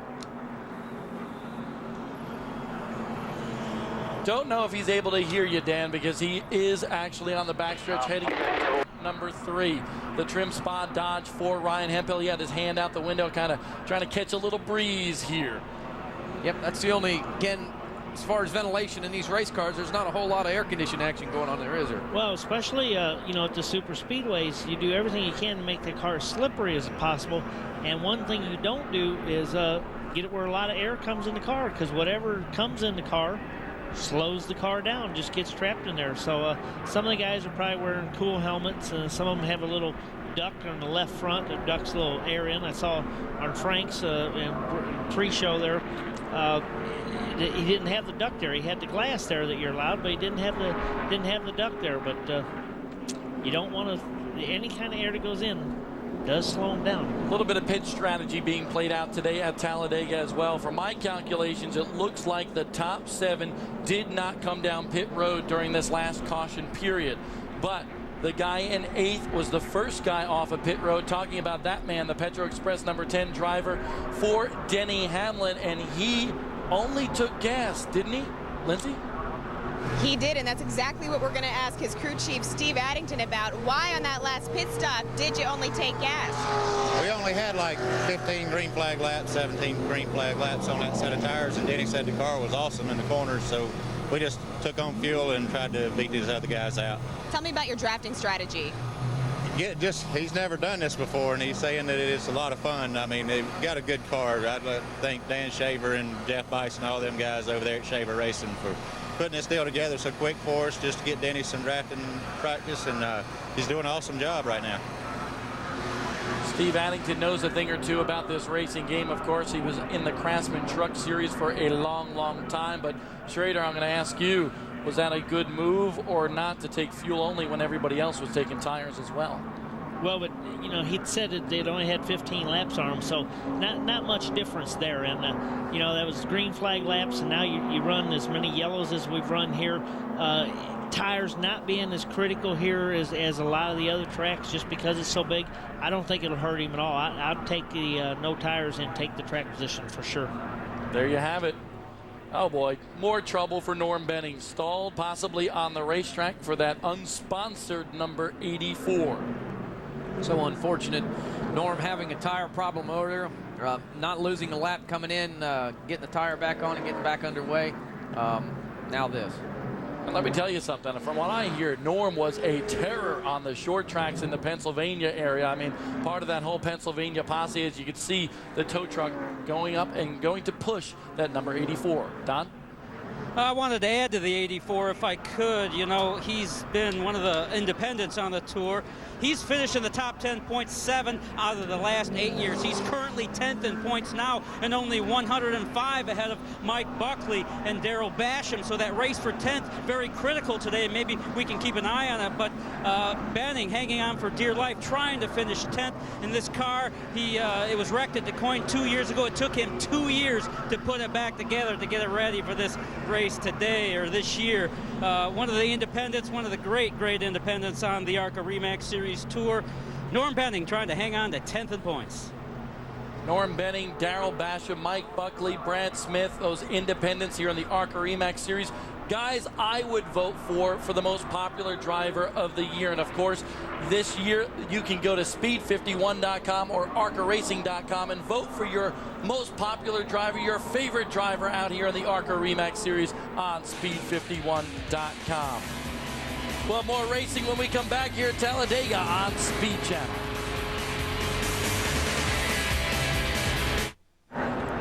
Live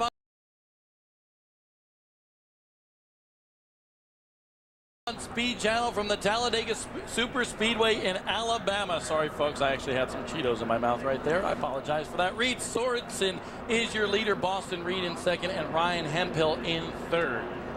Under caution once again, and here is the reason why. Chris Moore in that 42 trying to sneak his nose in there, taps the 00 of Ed Kennedy, and then the whole melee begins. Joe Cooksey in that 1-800 Serv Pro number 23. Justin Ashburn in that blue car. Here's another view. Keith Merton and his victim, boom, into the wall. It's amazing how it looks different in real time, doesn't it? Yeah. Just nowhere to go when that happens. Want to mention, you see Tony Stewart on the hood of Keith Mert's car. That's all about a charity concert going to happen in Paducah, Kentucky this Wednesday. That will, it's all part of the Tony Stewart Foundation, but the money will go to the Victory Junction Gang Camp in North Carolina. And Kenny, that's just a great charity. Oh, it really is. You know, the whole Petty family is what they've done there, from Richard putting up the land, Kyle, and I guess Adam had the vision originally, and Kyle and Patty carrying it on, and all the kids that were able to come there this summer and enjoy themselves. It's a phenomenal project, and they've done a wonderful job. Want to also talk about the number 21 GFS Marketplace car for Todd Boucher. He is running in the 8th spot, a pretty good run today for young Todd, but maybe even more important than Todd's run here today, a big happy birthday to his dad, Jack Bowsher, one of the all-time greats, not only in the ARCA REMAX series, but in all of racing. He is a many-time champion, a many-time winner in all forms of motorsports. Happy 74th to Jack Bowsher. Schrader, parties you going to sing to him? I'm not going to sing, but I remember going to DuQuoin, Illinois, and watching him. I didn't really race with Jack, but I mean, I remember sitting in grandstands and watching him in those old Fords then and cars that he prepared for AJ Foyt. And, boy, when they unloaded, Jack was the man. Jack has always been the man. Jack. And I tell you, I love listening to his stories down in the garage area because he's got a million in his back pocket. Right now, 65 laps to go, 27 cars on the lead lap. There is Reed Sorensen. I think we're now going to hear from pit road. I need to talk to you. Lindsay? Guys, what you're looking at right now is Brad Sorensen. That would be your leader, Reed's father. I'm going to get out of the way here. He said that he's on the radio. He can hear him talking, and he's saying that he just wants it to go back to green. And we know that they were saying a little bit that he's being very, very quiet on the radio, and they think that's probably a good sign. So a lot of good stuff going on here. And if you take a look at the crew, this is who calls themselves the G Unit. These are all guys from Ganassi, a mixture from different crews, but they came over here to help Reed out. We know that this crew plans on getting active sometime before, obviously, lap 100. I just talked to the crew chief, and he was saying sometime after lap 74 between 100. So you'll get to see some action from the G Unit that you see right there, guys. Lindsay, want to talk a little bit more about Brad Sorensen, Reed's dad, because Brad has really raised Reed to be a racer. Brought him to private school. He allowed him to miss school to go racing with the Legends cars and so forth. So he has really helped his son, and he is so proud of him and the job that he has done. I've got my little boy Sheldon. I'm going to really raise him to be a golfer because that looks like a whole lot better deal to me. A little bit easier, maybe a little bit less stressful, although that's a tough game as well. Not as tough as this. Reed Sorensen leading the field to green once again. Boston Reed second, Hemphill third. A great run for the 06 of Jim Walker and TJ Bell in fifth. Getting up to speed. Schrader told you a little bit earlier that'll take about 2 laps, but let's listen to them with the sound of speed.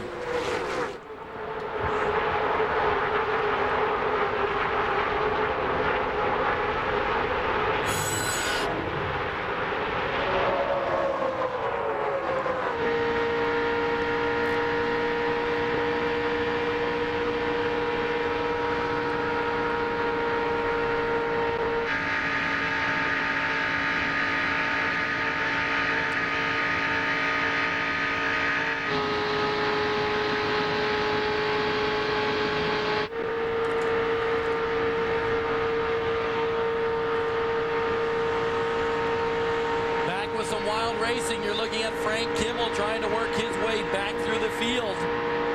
Kimmel just ahead of him is Klaus Kraft. And Billy Venturini, and I'm thinking that Bill went down there to talk to those two guys. Maybe he didn't explain the single file part. Maybe something wasn't understood there. Somebody forgot to listen. So frustrating sometimes, Kenny, as you know, you get out there and you make a deal with a guy and you say, let's go single file for 10 laps, and the green flag falls, and the next lap you're hung out to dry. But that's just racing here. That's just the nature of the beast here. Hey, let's talk about that Serta car for Brent Sherman there, second in points. First time we've really talked about him all day long.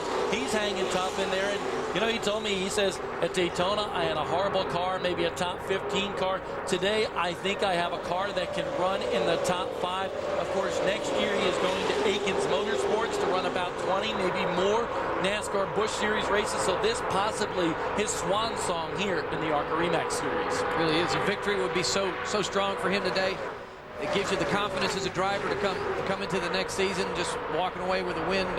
Just a great thing. Tested at Memphis this week. Will run his first NASCAR Busch Series race next week at Kansas. Of course, NASCAR Busch Series qualifying always live on Speed Channel. Right now, guys, a little bit strung out after those big wrecks. Maybe people just trying to take it easy or what? Well, we don't. All the fastest cars aren't up in the front yet, so it's going to take a while for this whole thing to shake out and those cars to get back up there. But I'm pretty sure they will. Watching Brent Sherman and Don Radebaugh, you have more on him.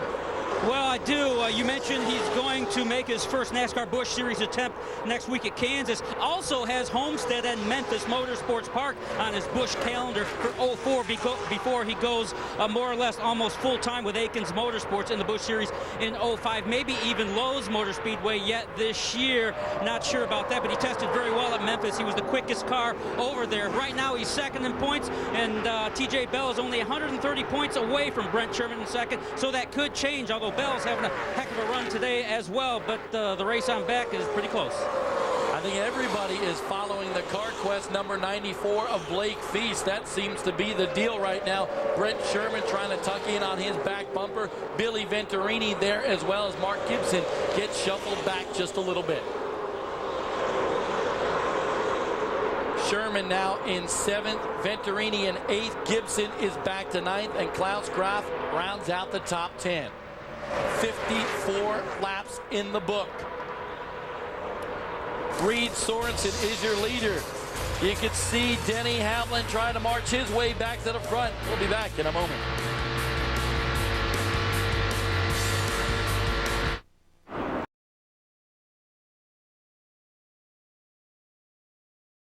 Trouble for a lot of top guns here at the Talladega Superspeedway. Another big wreck. That man, Jason Jarrett, in the Gladiator Garage Works number 67, hard into the wall.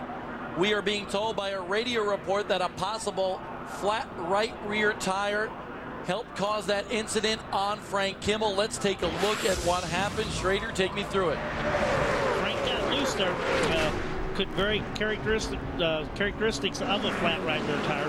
He came across the track, collected some others, and then came back across the track, and there's not a lot. I mean, Jason Jarrett did a phenomenal job of not hitting him right dead-headed. Todd Boucher with a big impact on the inside retaining wall. That yellow car, the number 99, Klaus Graf, also involved in that. One of the Shaver cars there as well. Can't tell the car number on that just yet, but also involved. And man, just spread out all over the place. You see Todd Boucher in the GFS Marketplace car getting collected by Jason Jarrett right there. We're going to take a look at an onboard camera replay and listen to what happened here with Frank Kimmel.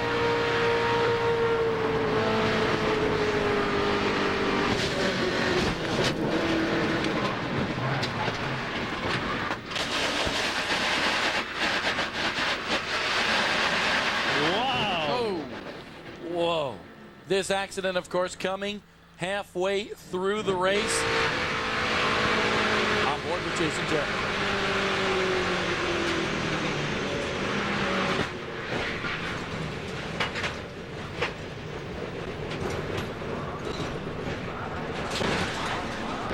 Right now, you guys see them working on that car. They are changing 4 tires. They're adding fuel. They are making a wedge adjustment. Like we said before, Reed thinks this car is fantastic. We're going to toss it now to his drafting partner with Don Radebaugh. Who's with the 7th car? That would be Boston Reed. They took right side tires only, a little air pressure adjustment, but that's all. But it got very tight down here, blocked in by the 5 car momentarily, but right side tires only for the 7th car of Boston Reed. Little air pressure adjustment. They were a little tight, took some fuel as well. That's it, that's all. Blake Feast also on pit road, Denny Hamlin, Brent Sherman, Ryan Hemphill as well. So a host of top competitors not only involved in that wreck, but also coming down pit road for adjustments, fuel, and tires. Hopefully, can they make it the rest of the way? Right on the borderline, possibly.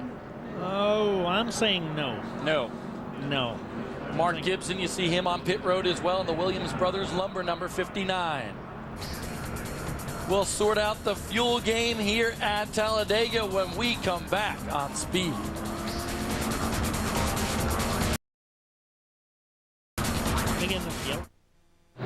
Speed Channel's coverage of the ARCA REMAX Series is brought to you by Gladiator Garage Works, by Whirlpool Corporation. Gladiator Garage Works, it's time to rethink the garage. Let's go down to pit road with Don Radebaugh. who's with Billy Gerhardt, crew chief on Boston Reed. Routine 2-tire stop.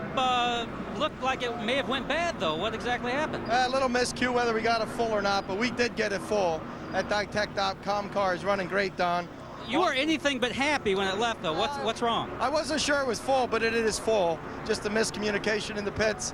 Boston's doing a heck of a job. We're going to try to win this thing. Tough break for Bobby in the Lucas Oil car today. Yeah, we noted earlier there was damage on the 7th car, some fender damage. Any effect with that? Yeah, that happened on that first yellow when Boston was running around 5th when Christie crashed.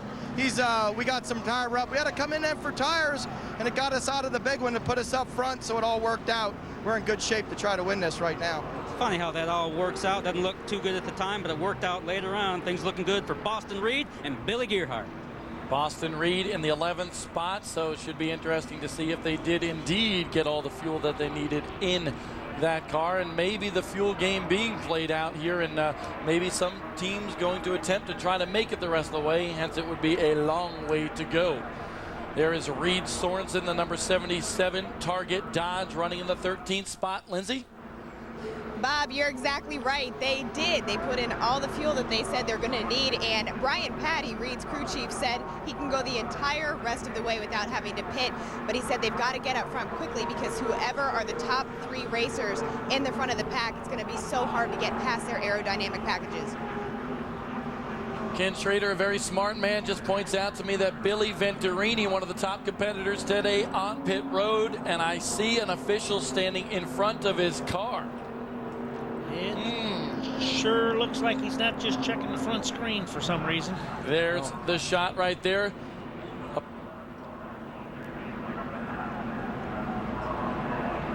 Man over the wall with improper pit attire for the 25 team of Billy Venturini.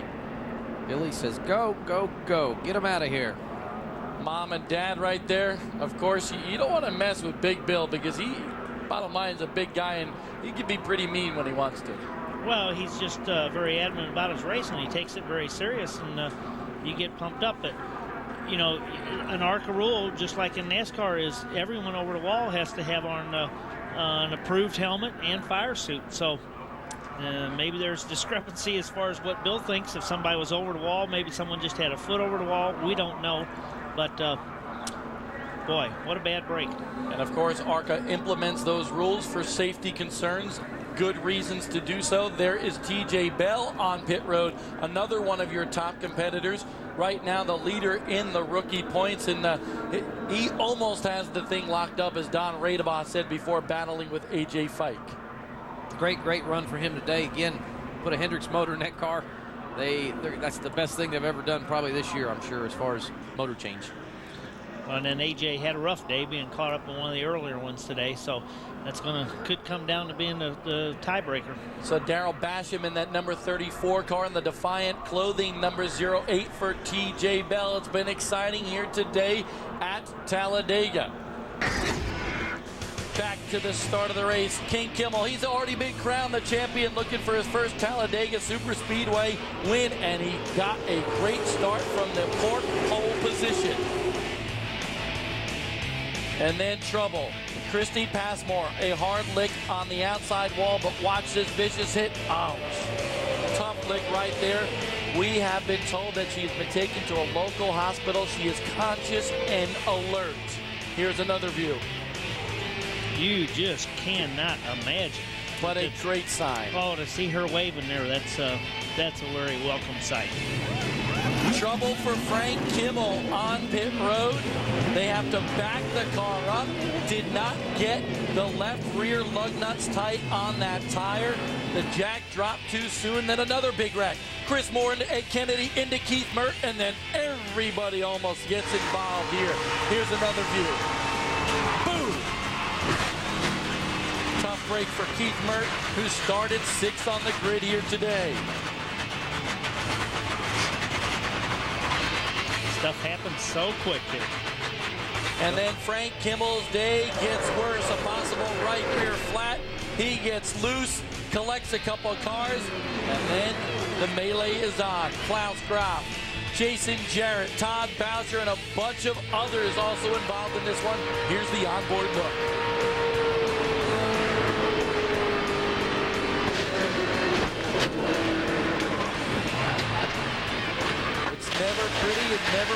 want to see. Also, Dan Shaver and the Petro Express #4 involved in that one as well. Wow.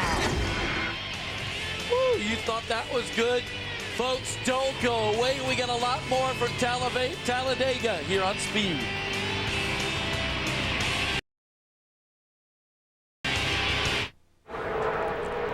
It's the longest ARCA REMAX Series race of the year on the schedule. 300 miles the distance. We're just a little bit past halfway today at Talladega. That white car way out front is Billy Venturini, and let me tell you something. He timed that restart perfectly because he was a lap down, and now he's shot ahead of leader Stuart Kirby back on the tail end of the lead lap. He really timed it good. You cannot beat the leader to the stripe on restart. Boston Reed and Chris Moore in the 42. Chris Moore involved in that other altercation a little while ago. Bumping and banging you wouldn't expect it here at almost 200 miles per hour. It kind of looks like a short track out there. Oh, trouble for the 96 of Benny Chastain. Trouble for the 96, relief for Billy Venturini. Yes, it is. Good point.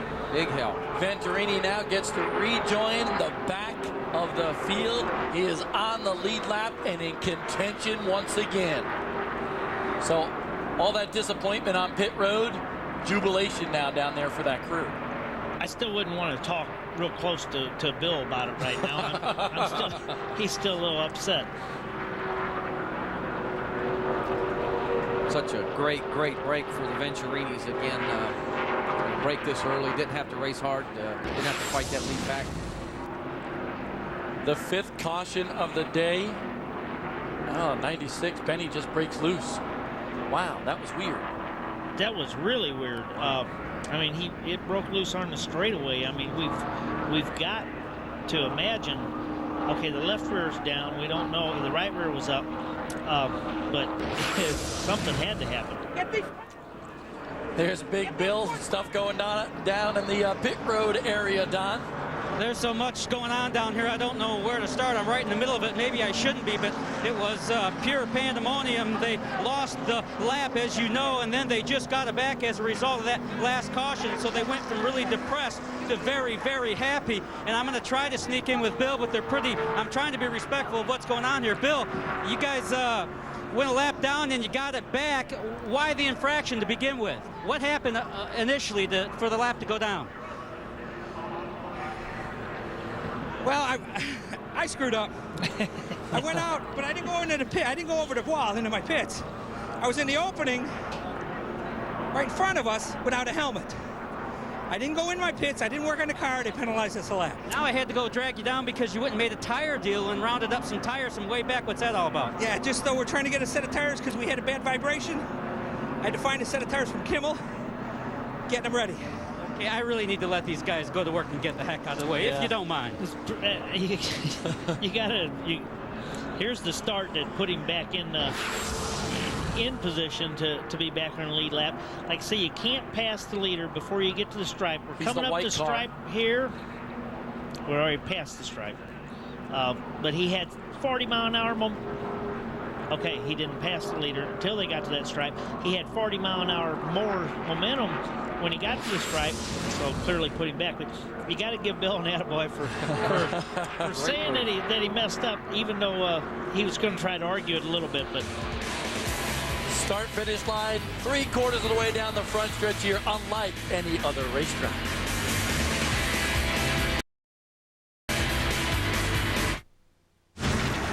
Plenty of racing still to go on Speed Channel tonight from Fontana, California. The NASCAR Craftsman Truck Series, as always, live on Speed Channel.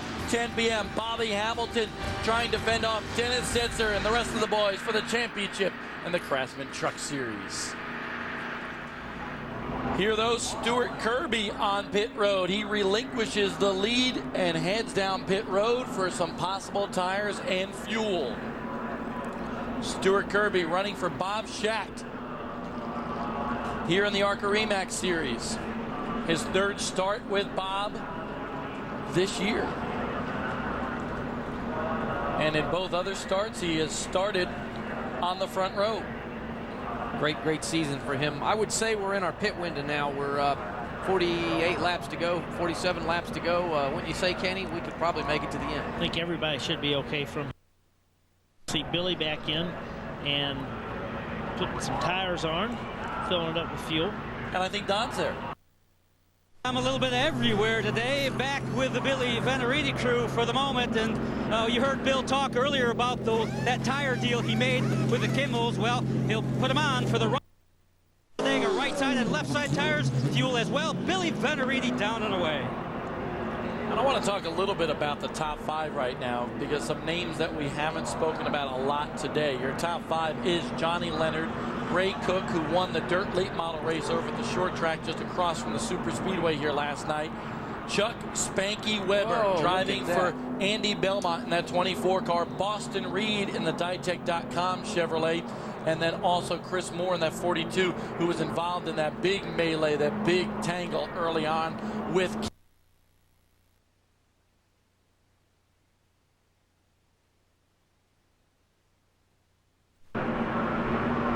Ray Cook, second place there. Bill Elliott racing car, kind of a group effort. I talked to Ray earlier. He's a dirt racer.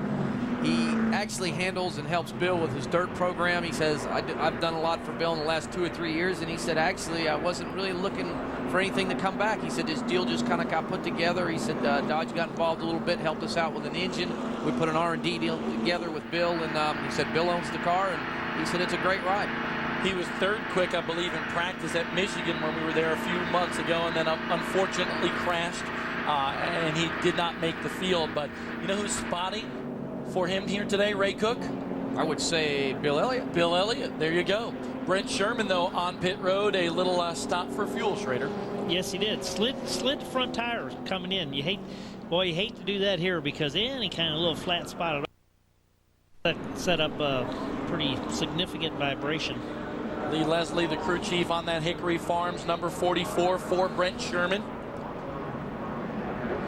Sherman has had a heck of a run here in the ARCA REMAX Series this year. Still looking for that big win, though. There's the number 10 for Denny Hamlin. Man, for a kid that has not run a super speedway restrictor plate race, he is doing a good job, Lindsay.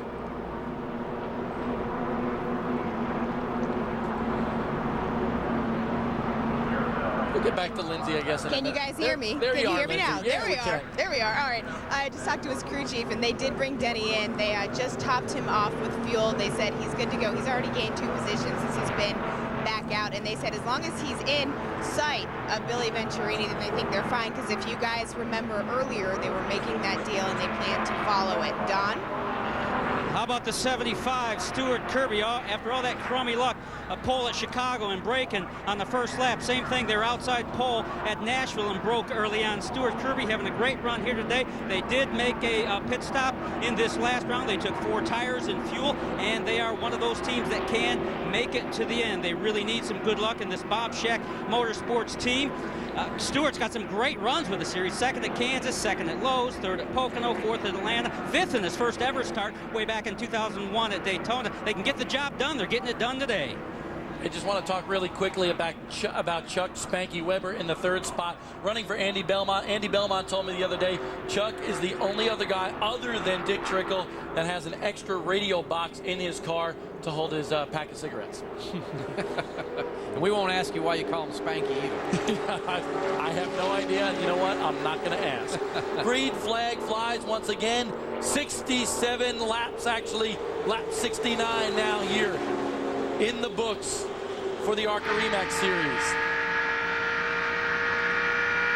Johnny Leonard out front. How long will he stay there, though? He's been in the top 5 before, but we've seen him get shuffled back rather quickly. Great run for Johnny today. Not sure if he has the superior equipment that some of these guys out here today, the big horsepower, don't have quite the budget. As you said, he runs his own roofing company down there in Florida, works hard, probably funds a lot of his own effort, so it's just hard to spend that kind of money. All right, what's Bill Elliott telling Ray Cook right now? To give Spanky some room. He's coming. Spanky Weber going for the lead. How about that? Door to door with Johnny Leonard. Great help from the backside. 7 cars, you see, giving him a little shove. Chuck, great run here today. Boston Reed and Blake Feast, the Hendrick teammates there, right behind Spanky. Don't know if he's a Little Rascals fan, but boy, oh, trouble. 65 car down on the apron. The 65, wow. What a ride. Great job of keeping that race car down in the bottom there, Kenny. As you know, that's a hard thing to do. Brack Maggard, man, he fought that car all the way. It would be interesting, first off, to see if the yellow does come out, and hopefully we can see how he got forced down there, but he fought it for a long time, but the yellow comes out now. That's quite a little ride there. How about this? Team Hendrick versus Team Ganassi of sorts. First and second, Boston Reed and Blake Feast. Third and fourth, Reed Sorensen and Ryan Hemphill. But here comes Chuck Spanky Weber saying, hey, I want my spot back, boys. Yeah, we don't race back to the yellow. Great job of walling him down. I don't know if he remembered that, Trader. Except for Chuck. Let's take a look at what happened. Brack Maggard in the blue 65. A little bump there. Sent him the wrong direction. Well, was that one of the Shaver cars, maybe? Tough to see. It was a red car, certainly with yellow numbers on the top. Might have been Stuart Kirby. Stuart was in the back of the field after stopping during that last caution. Now, the track is banked 33 degrees. The apron is flat. Then the transition in the middle, probably somewhere, 16 degrees or so. Oh, on board with the Georgia Peanuts car for Brack Maggard, and he was fighting it for all he could. And you hear those loud hits. It's when you're running that fast and you drive up onto that bank, stuff hits. I mean, the nose of the car hits, the back of the car hits. That had to be an exciting ride. It sounds like such tough blows. Do you ever actually lose grip of the wheel? No, you hold on to that like it's your best friend. We'll find out who's friends here when we come back.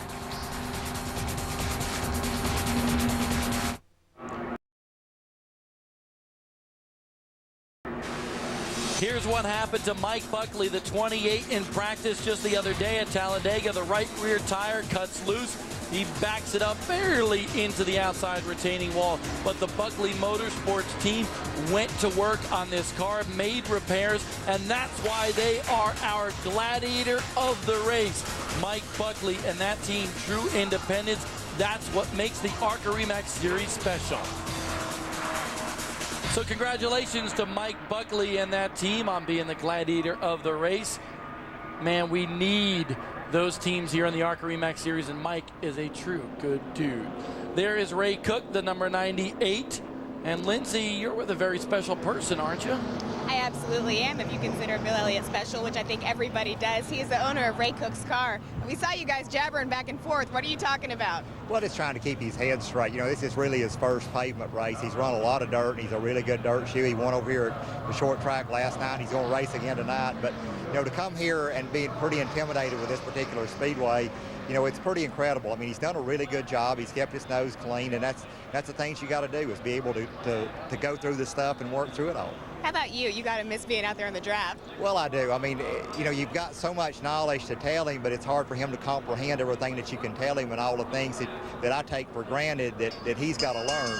And we've had some really good help with the Lonesome Pine Speedway and Smith Transport. A couple other guys kind of helped us out for this deal. And, Ray's loaned me his boy to come down here and pit the car, so we're having a good time. I heard you're also having a good time on the dirt tracks. Is that right? Yeah, Ray's helped me out a lot on the dirt. So between him helping me out on the dirt and me trying to help him out on pavement, we're just trying to help each other out and continue to go forward in the racing. Yeah, I know. And Ray told me earlier that he's going for his triple sweep because he's going to run the dirt track race tonight as well. Yeah, he's got his work cut out for him tonight. So. Absolutely. Thank you, Bill. Thank you very much. Back upstairs. I tell you what, I don't think I've seen Bill Elliott smile more than I have this year.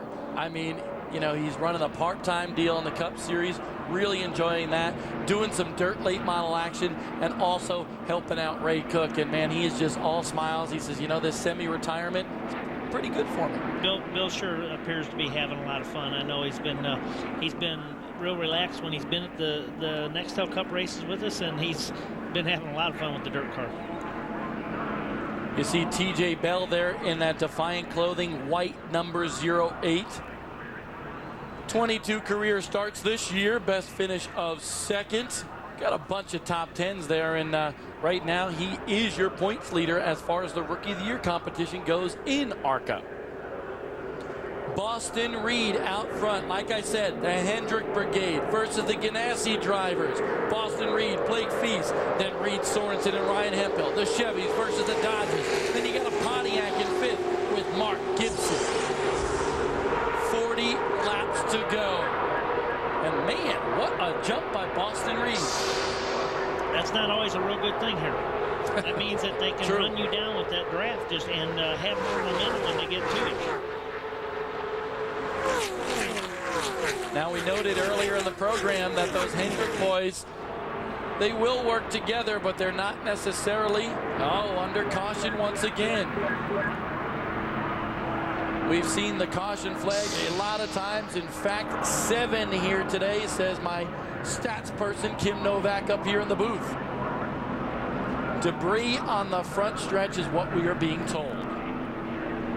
We'll see a debris a lot of times after a wreck because something will just plain old fall off a car and not get caught or fall off, when it gets back up to speed. Here on a super speedway, it's so tough too, because if you get running in a pack, if you're running single file and you're on a tractor where you got 1 or 2 grooves, you can drive around and it's not near as bad. But you get in a pack of 3 or 4 cars, 2 or 3 wide, just one little piece of debris, something 6-8 inches, in length, could really do some damage. Here's what's pretty interesting too. Look at those top 2 guys. They both come from the open wheel ranks. Blake Feast ran World of Outlaws, a bunch of other sprint cars. Boston Reed, the 2002 Sprint Car Rookie of the Year. And both those guys really showing their stuff here, Don. No doubt about that. One guy showing the stuff, crew chief Gary Dehart, former champion crew chief for Terry Labonte. What do you think of your star pupil Blake Feast today, his first ever restrictor plate run? How would you assess his job? I tell you what, he's like a pro right now. He's really good. He knows what's going on around him, and he's doing a great job. We're proud of him, very proud of him. Is he pretty calm in the seat overall? What's the communication been like? It's pretty hairy out there today. Yeah, I think he is, but I think he'd rather outrun that other Hendrick car than he would anyone else. But, they're true racers out there, him, Boston and Blake. So hope one of them wins. Bob, what was your question? Don, I want to know, are they, they've been saying that they're going to go door handle to door handle. How much are they going to work together to keep the Ganassi boys behind them? Yeah, this is a very good question. How about it, Gary? You're going to be able to keep the Ganassi boys behind you by working together on the track with the other Hendrick car, the 7 car of Reed? We've already talked about it, yes. We're going to try to keep the Ganassi cars behind us. Well, that's a pretty darn good strategy, because that's the only way you're going to win this thing now, isn't it? That's Gary Dehart, champion crew chief in the Cup Series and trying to be a champ here in the ARCA REMAX Series with young Blake Feast aboard. And a very simple statement by Gary Dehart. Like I said, the Hendrick boys out front with Boston Reed and Blake Feast. We've got a bunch to go for the ARCA REMAX Series at Talladega.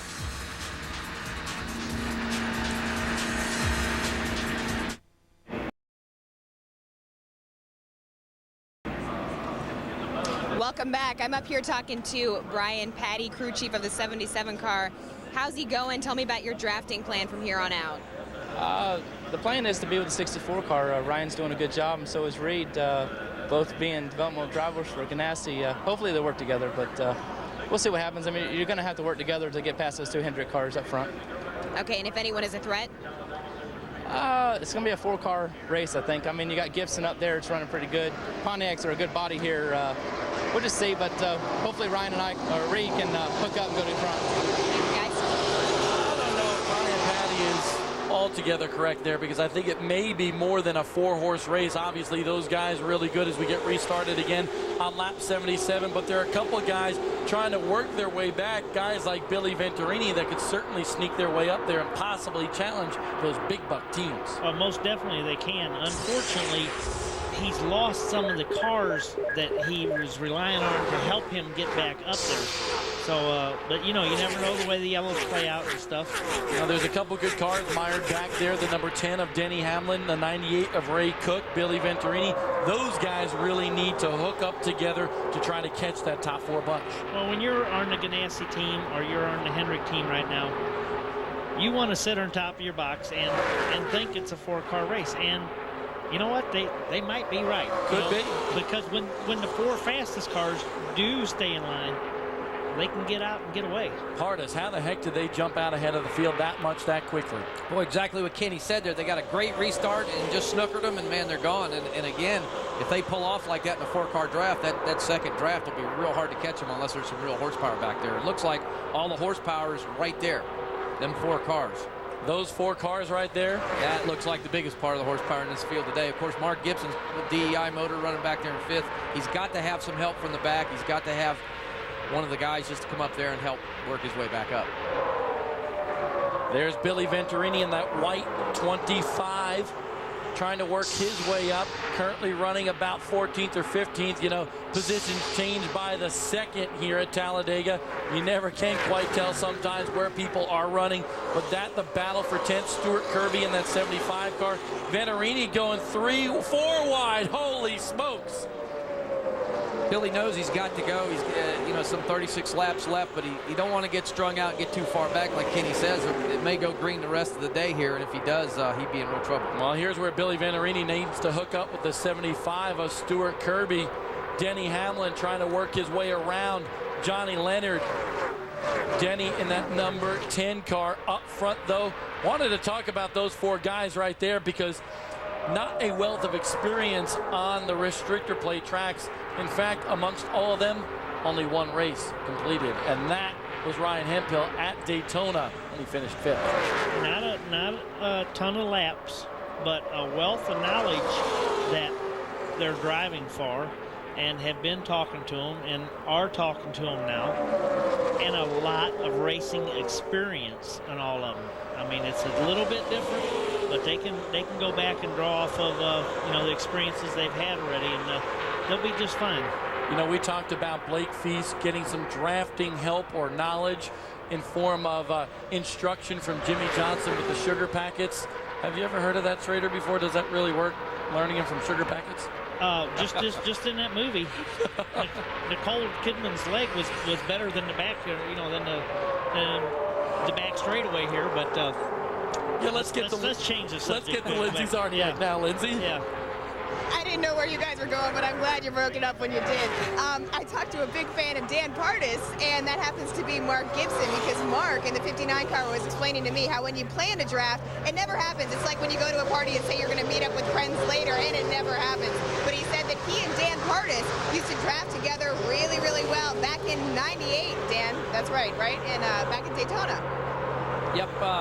It's so weird. It's so unusual. And Kenny, probably you can elaborate on this also. Sometimes you get with a car that you'll pick up some 2 or 3 or 5 mile an hour sometime with. You could be there all day. And basically, I was here at Talladega a few years back, and I was a sitting duck, and me and Mark got hooked up together, and we went straight to the front. We put it on the high side, run about 1 car length off the wall, and man, we picked up some 5 mile an hour, and it was just unbelievable. But what that does is it's just how that air comes off that car in front of you that makes the big difference. Is that that's the way I describe it? Definitely car to car makes a tremendous difference.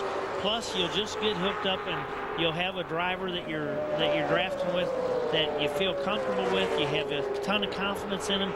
You know he's not going to lead you in a hole that's not big enough for both of you, and that he's not going to leave you hanging. So that's 2 cars that work together and 2 drivers that respect and trust one another. It makes it happen. We'll look up front here to the top 4 cars once again. It's, somebody in the garage area today told me, Pardus, you should have won a couple of these here. Yeah, unfortunately I had a bad situation, run out of gas there early. Went out sequencing a pit strategy and just got off.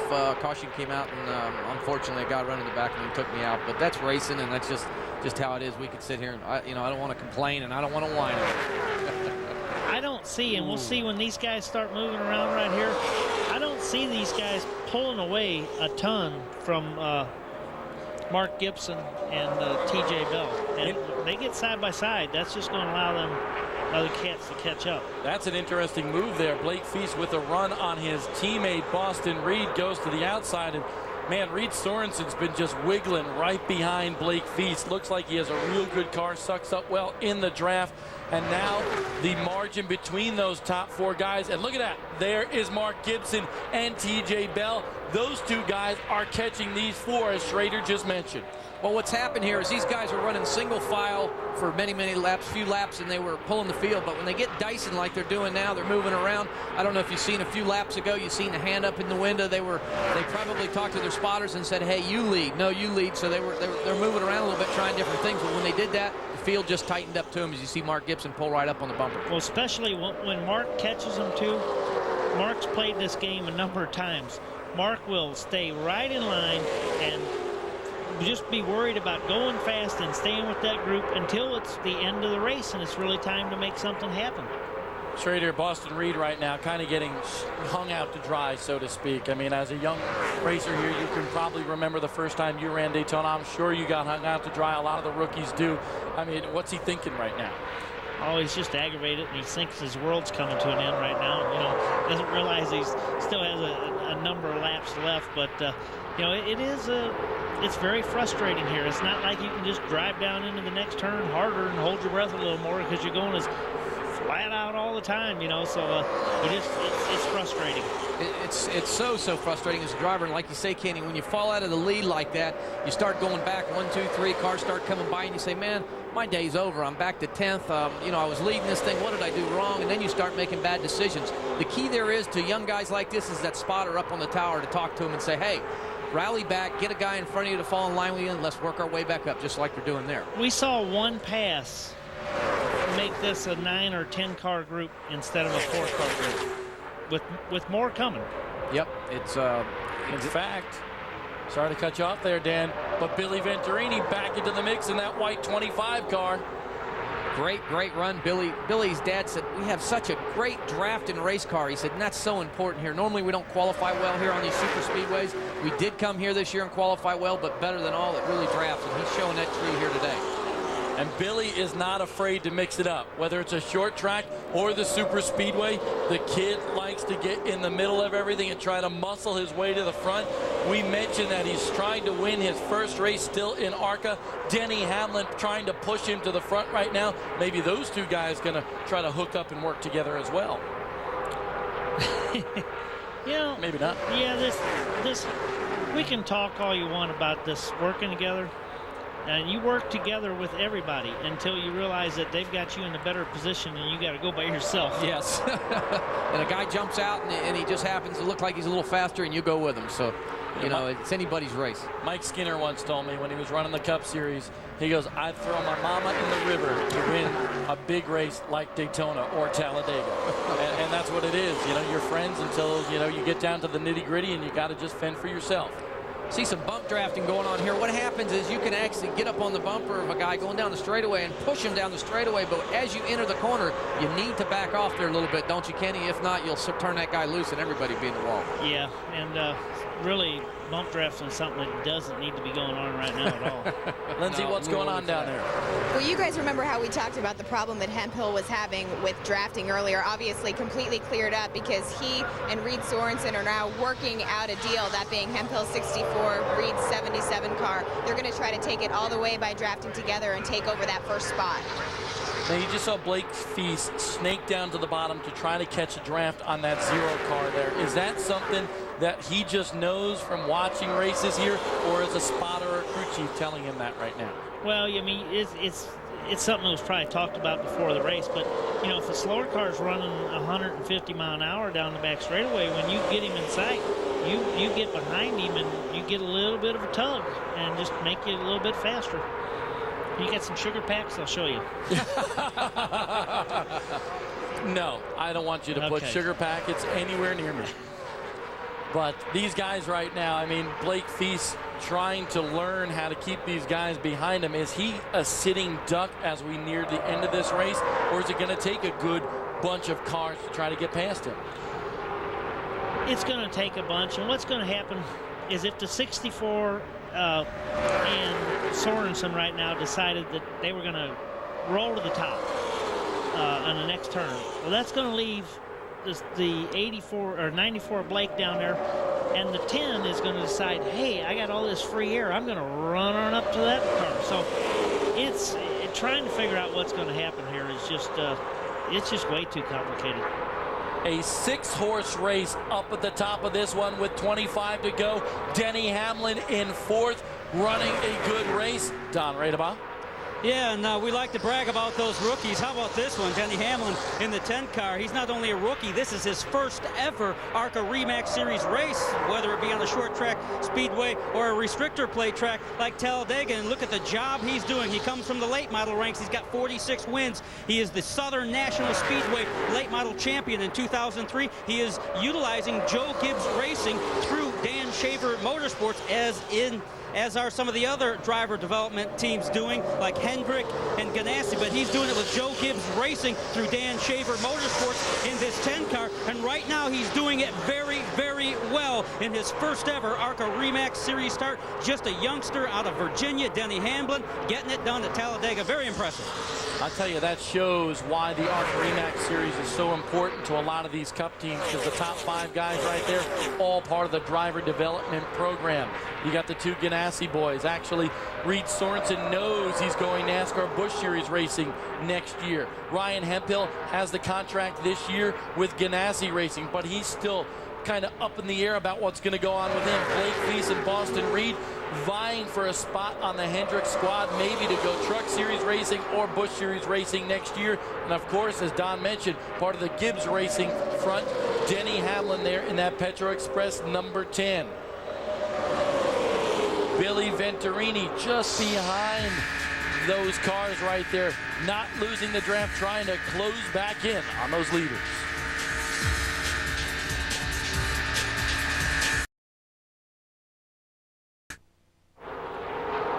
Trouble for one of the contenders, Ryan Hemphill, right up there with the leaders, and then just fell back a little bit.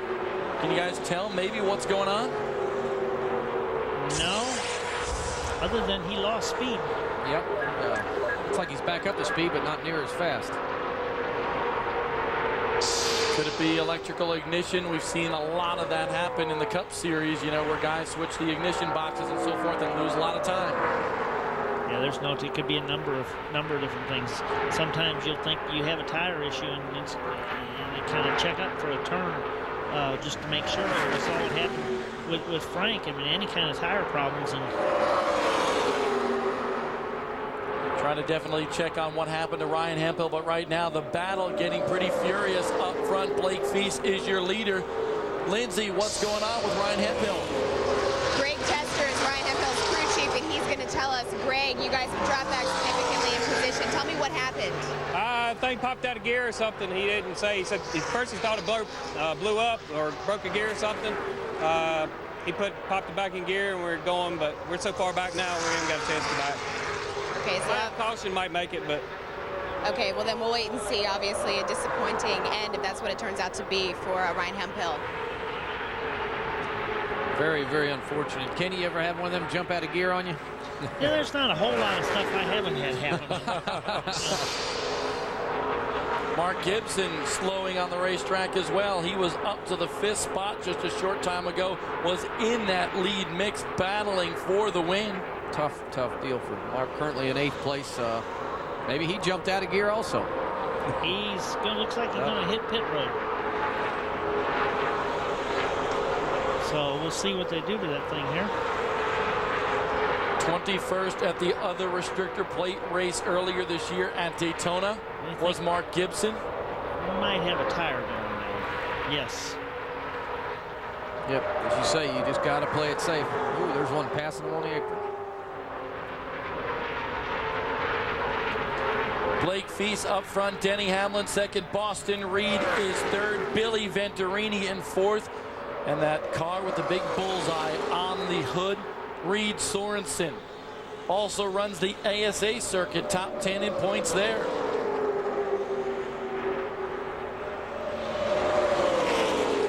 Well, 17 laps to go. Well, Reed definitely doesn't want to see Ryan Hemphill having problems because that's his teammate, although I don't really believe that when it came down to it, I mean, I think they would have pretty much acted separately because you're not going to take 5 young and hungry guys and let them worry about teammates. They all want to win. So this is really going to be interesting here. Almost a little fender rubbing there between Boston Reed and the 7 and Billy Venturini. Oh, no. Reed Oh, Sorensen got to the back of the Ditech.com number 7. Billy Venturini and Boston Reed in the wall. I'll tell you what's aggravating about this. You talk about bump drafting and that, and just so much stuff happens that just is uncalled for. Tough to do, especially in the turns here at Talladega. Those two guys side by side, almost bumping.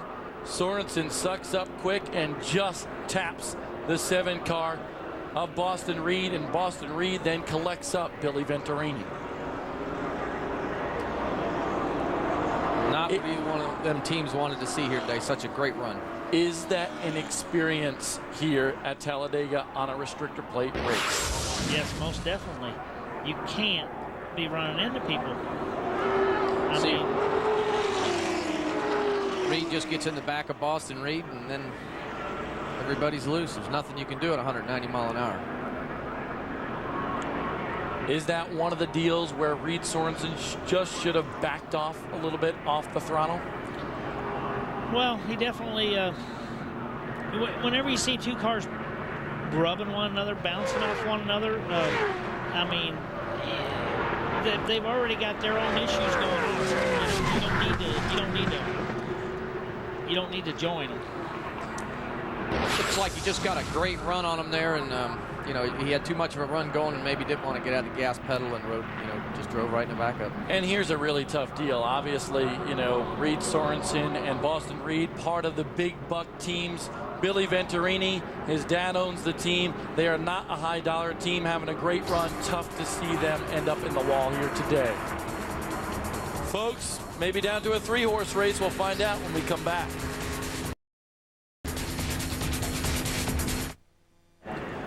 Eighth caution of the day here at the Talladega Super Speedway, the Food World 300. Some of the biggest contenders today getting in a wild one. A big wreck. Let's take a look at what happened. It involved 3 cars. Boston Reed in the 7, 25 of Billy Venturini, and the 77 of Reed Sorensen. It actually, Reed got into the back of Boston just a little bit there, but it actually started a little bit before that when Billy and Boston were already bouncing off one another just a little bit. Here it is.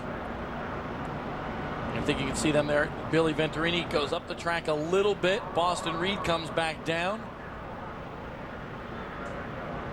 And boom.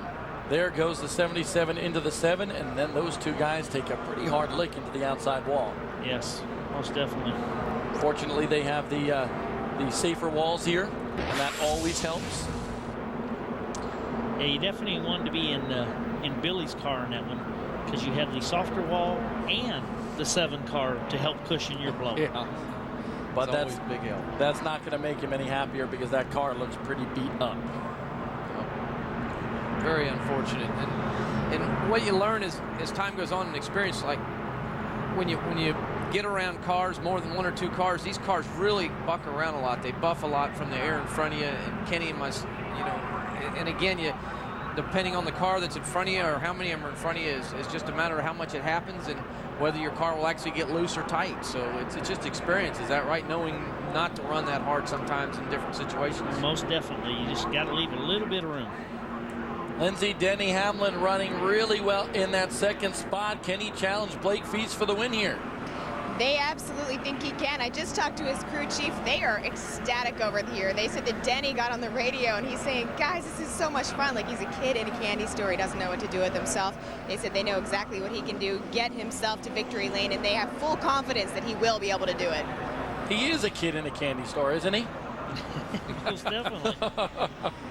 Let me tell you, when you got a good race car at a super speedway and you've had a great day like Denny has, there ain't no better feeling because his car's been able to draft good and go just about anywhere he wants, and he's got good motor where he can pull back up on the guy in front of him. What a tremendous feeling that is. And on his back bumper there, he's got the smallest rookie stripe I've ever seen. Reed Sorensen's got the big yellow stripe on the back. So does Blake Feast there. But check out that.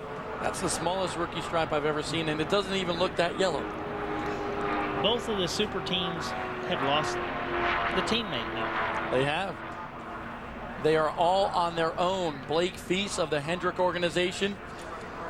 You have Denny Hamlin running for Dan Shaver, but part of that Gibbs Racing deal, and then Reed Sorensen in a Ganassi Project car. And then you got the independent guy right there. One of the guys a lot of people are rooting for, TJ Bell in fourth in the Defiant Clothing 08, and Brent Sherman having a great run for him, especially at a restrictor plate track in the 5th spot. TJ having to come in and take a provisional here today to be running in 4th place right now. Again, they did a motor swap in that car, put a Hendricks motor in that to run 4th, and just to have a top 5 finish would be a victory for him. You see Sam Hafertepe in that one car pulling to the bottom end of the racetrack. He is one of the lap cars out on the racetrack right now. The 95 of Roger Williams is running 7th, and Norm Benny again stopped on the racetrack. That'll take another lap or so. Well, look at the aero package. That's what aero package? That tow truck would only go so fast.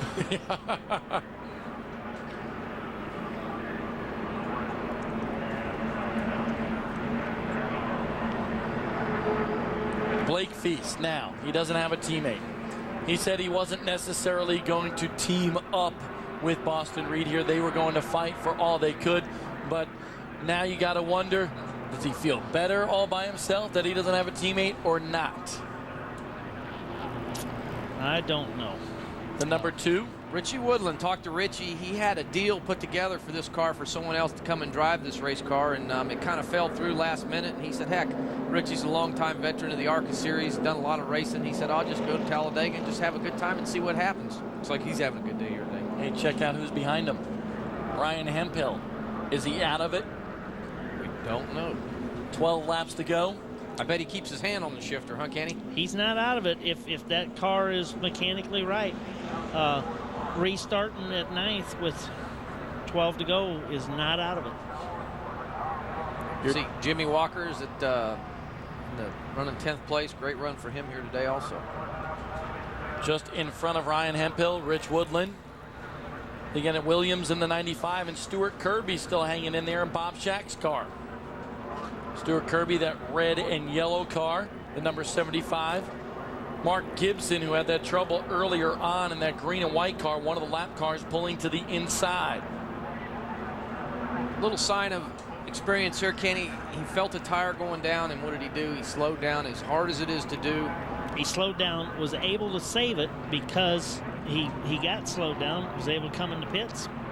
Still got a race car. He is a lap down, but he's in good shape still. Lindsay?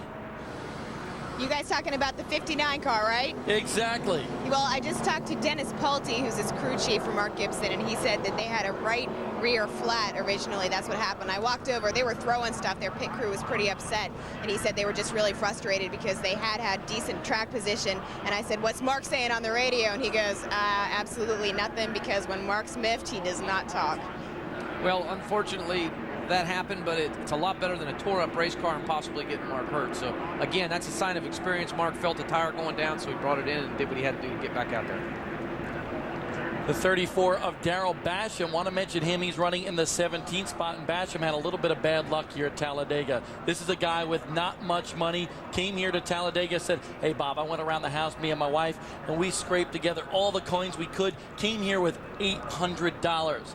Unfortunately, that was taken from him. Somebody actually robbed his wallet here at Talladega, and he was without any change. Tough break for a true independent. We need to salute guys like Darrell Basham in this series.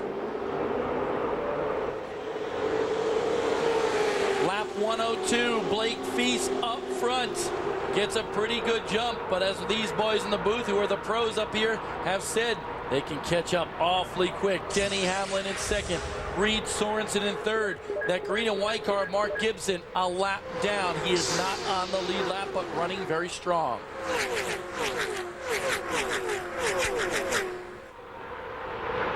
Reed Sorensen trying to mix it up already. What does he need to do? Does he need to get going right now and try to get his way up to the front, or at least get by Denny Hamlin, or can he ride right now? Well, I don't think he can ride because he's going to have someone behind him. But, man, I guarantee you, he's doing everything he can do. He's got that pedal pushed down, and just run as fast as you can run. Now we see Mark catch him right back up here. Mark is someone that could definitely help Reed get back up there, get around him, because if Reed can get around him and Mark get around Reed, he's back on the lead lap. Well, I can assure you, if Mark Gibson helps Reed get out front there and the caution does come out, he'll hopefully repay that favor and get Mark Gibson back on the lead lap. Be nice to see a couple of ARCA regulars help each other out too, and Mark Gibson and maybe TJ Bell get into this mix. We saw those two work very well a little bit earlier in this race. Yeah, it didn't just happen there though. No, it didn't. When Mark pulled out, of course, TJ's thinking, I got to get up there with those guys. I'm racing for the win. Mark's a lap down, so boy, you know, just everybody is worried about their car and the situation they're in, and it just doesn't always isn't best for the other guy. Brent Sherman also trying to inch his nose into the mix. That's the black car just coming into your screen right there, the Hickory Farms number 44. Sherman running in 5th. Stuart Kirby just 2 cars behind him. Mark Gibson right in the middle there. But Stuart Kirby in that 75 also coming into his own here. The 95 of Woodland also involved. Snaking down the backstretch here with 9 laps to go. See that second pack reeling in that first pack again. It could get real interesting here at the end. They start getting too wide there up front. That second pack really catches up. So it's anybody's race at the end. You got to be on the edge of your seat right now, because you know this is going to break loose at any moment. Somebody's going to make a move, hoping somebody else comes with them. Could happen next lap. It could happen with just 2 to go. Lindsay? I want to add to the 75 car Stuart Kirby, because it is extremely important for him that he does great in this race. The reason being, he gave up his wedding day to be here, guys. He was supposed to get married today. He found out he had an opportunity to race in this race. They called it off. They're going to wait till next week. He and his fiancee Nikki are going to pull a Britney Spears minus the annulment. They're going to go out to Las Vegas, do it there, but he said the best thing he could do today is get a great finish, since he had to give up that sacrifice. Well, he must be marrying a lady that's very patient, very patient, and understands the racing world. That's for sure. That would be a great excuse to get out of a wedding, though, huh, guys? Let's not go there. Roger Williams actually in that 95 car. Roger running in the A spot. I mistook him for the number 2 of Woodland. So sorry about that to all you Roger Williams fans out there. Here is Ryan Hemphill closing in on the mix as well with 7 laps to go, but he's got a long way to go to get by a bunch of cars here to get back in the mix for that lead. Yeah, but looks like he's going to like move up the lane and start going that direction. And you got to remember that these guys are going to start widening out too wide. Now they look in their mirror and they know that there's a car that can potentially push them. They're going to be receptive to moving up and getting a push from him. Goes up the track, trying to get a run down that hill. They lost a little bit of ground there, though. What's going on also in these last 10 laps is these spotters are really working hard. They're getting what they paid for. They're talking to some of the other spotters and trying to get together and say, hey, let's get together and go to the front. And if you get 2 spotters that work together, that's a big help. Reed Sorensen and TJ Bell move by the 10 of Denny Hamlin, and now Reed Sorensen pulls right up to the back bumper of leader Blake Feast. You know, we mentioned that TJ Bell is an independent here, but we got to remember that he's got a Hendrick engine in there. So maybe with that Hendrick engine, he and Blake Feast going to work together here in the closing laps of this race. That could have been in the contract. Yeah. I was thinking if he could make enough money to help pay for the lease. There you go. Sorensen, of course, won at Michigan in his 2nd career ARCA start. Blake Feast won at Nashville. Got the guitar after Ryan Hemphill, the dominator in that race, had some trouble with a lap car and wound up in the wall. TJ Bell has run all the races this year. 4th place, Denny Hamlin, as Don Radebaugh mentioned, his first start. And then you got the 5th place guy in Brent Sherman, 2nd place in points. Sherman pulls out to help Hemphill this time around. That's all Hemphill might need. need some help. And again, every car works different with your car, so you have to find a car that you move forward with. If you don't, you basically dump them and find another guy. As hard as it is. These top 3 guys, this is just what they want to see. They want to be up front. They want to stay single file till that last lap, and then they can go to the racing. But if they don't stay single file right now, that pack's going to catch them in a hurry. There is Gary Dehart, crew chief for Blake Feast, your leader in that Kart Quest number 94. The Target Dodge of Reed Sorensen second. Reed, every time TJ Bell is able to pull up to him, is able to catch Blake Feast. But now here comes the others. Denny Hamlin almost going out there by himself. Brent Sherman thinking about what he should do as well in that Hickory Farms number 44. See, as they weave down the back straightaway, try and break that draft, go to the bottom, come back up to the top, and the whole objective is to move that air around so the guy way back doesn't catch it, just breaks that air out. You got to give credit to Ryan Hemphill because he's trying all that he can right now to try to move his way back up to the front. And you just, if someone goes around you, that's one thing, but you hate to let them get underneath you and put you out of line. Oh yeah, that's not good. Once you get on that outside, you're pretty much sitting duck. Here we go, maybe. Hemphill, of course, started in the rear of the field after that engine change. Has been up front almost all day long. Can't quite do it. Doesn't have the help that he needs to move past Brent Sherman and Denny Hamlin. Ryan runs way up that hill like Kenny said, to get a run there off the corner, but he needs some help. He needs somebody to run up the hill with him. And a lot of guys want to stay on the bottom of the racetrack and just kind of run in the middle. There's not a whole lot of guys that really like to run way high up top. But in my opinion, you got the same grip up top as you do the bottom, and if something happens, there's a lot less distance when you hit that wall. There is Brant Sorensen, Reed's dad. Of course, Reed won for his dad on Father's Day weekend in Michigan. A great Father's Day present. Checking out his son's progress in second. Currently on the racetrack. I want to talk about the third place guy, TJ Bell, too, because I'm watching that car go around the corners with 2 laps to go, and that front end of that car is just hopping all over the place. Yeah, it's a very rough track here. It's just settled a lot, and it's pretty bumpy.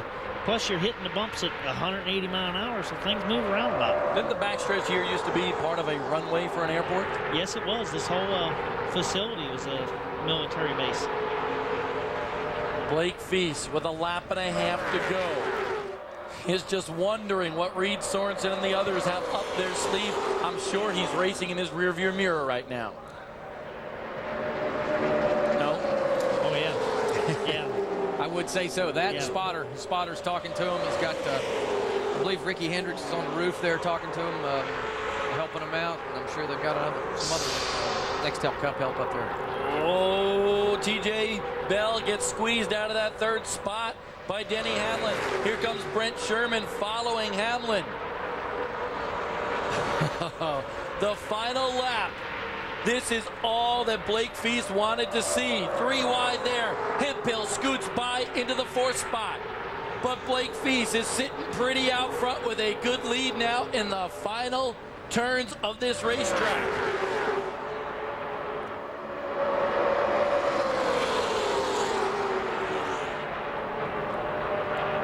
Coming down to the line, here we go. Blake Feast, can he do it? Yes, he does. His second victory here in the ARCA REMAX Series. Reed Sorensen second, Denny Hamlin is third. Ryan Hemphill comes back to finish 4th. Rounding out the top 5, ARCA regular Brent Sherman. Blake Feast wins at the Big House here in Alabama. The biggest speedway on the circuit, the longest race of the year, and the final event on the 2004 ARCA REMAX Series. Don? With crew chief Gary Dehart, that is. Last year it was Kyle Busch with you in Victory Lane. This year it's Blake Feast. How's it feel? It feels great to bring these young kids along. It's fun. It really is. Blake's got an awesome attitude about racing, and he's just doing a heck of a job. I hate what happened to Boston a little while ago. Boston, he done a real good job also, but Blake, he brought it home for us, and that's great. Certainly is very great for the whole Hendrick Motorsports organization. That's Gary Dehart, the champion crew chief, getting congratulations from crew members. And we're on our way to Victory Lane. Just want to mention that TJ Bell finished 6th. But the sugar packets worked. The instruction from Jimmy Johnson. Blake Feast is the winner here at Talladega.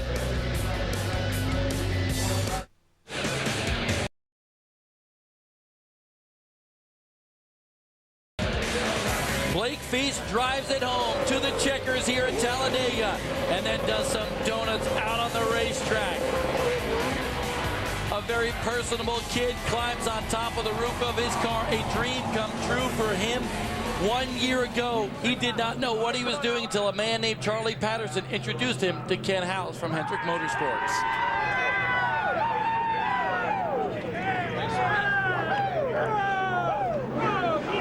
Let the celebration begin, as well it should. Blake Feast, in only his 4th ARCA REMAX Series start, is in victory lane for the 2nd time, but this is Talladega, my good man. This is very big. How is it from your angle? It's very big, every bit as big as Nashville.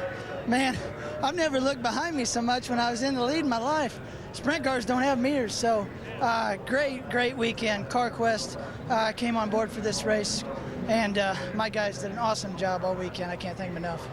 Tell me about the pass in the last few laps, how terrorizing that must have been. Well, the 77 drove a great race. Reed did a good job, and I knew he was good. I was just doing all I could to stay in front of him.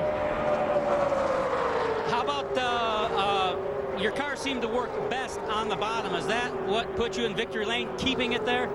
No, we had to go a little bit everywhere. I slid through the pits a little too deep and put us back a little bit, and then we went a little everywhere.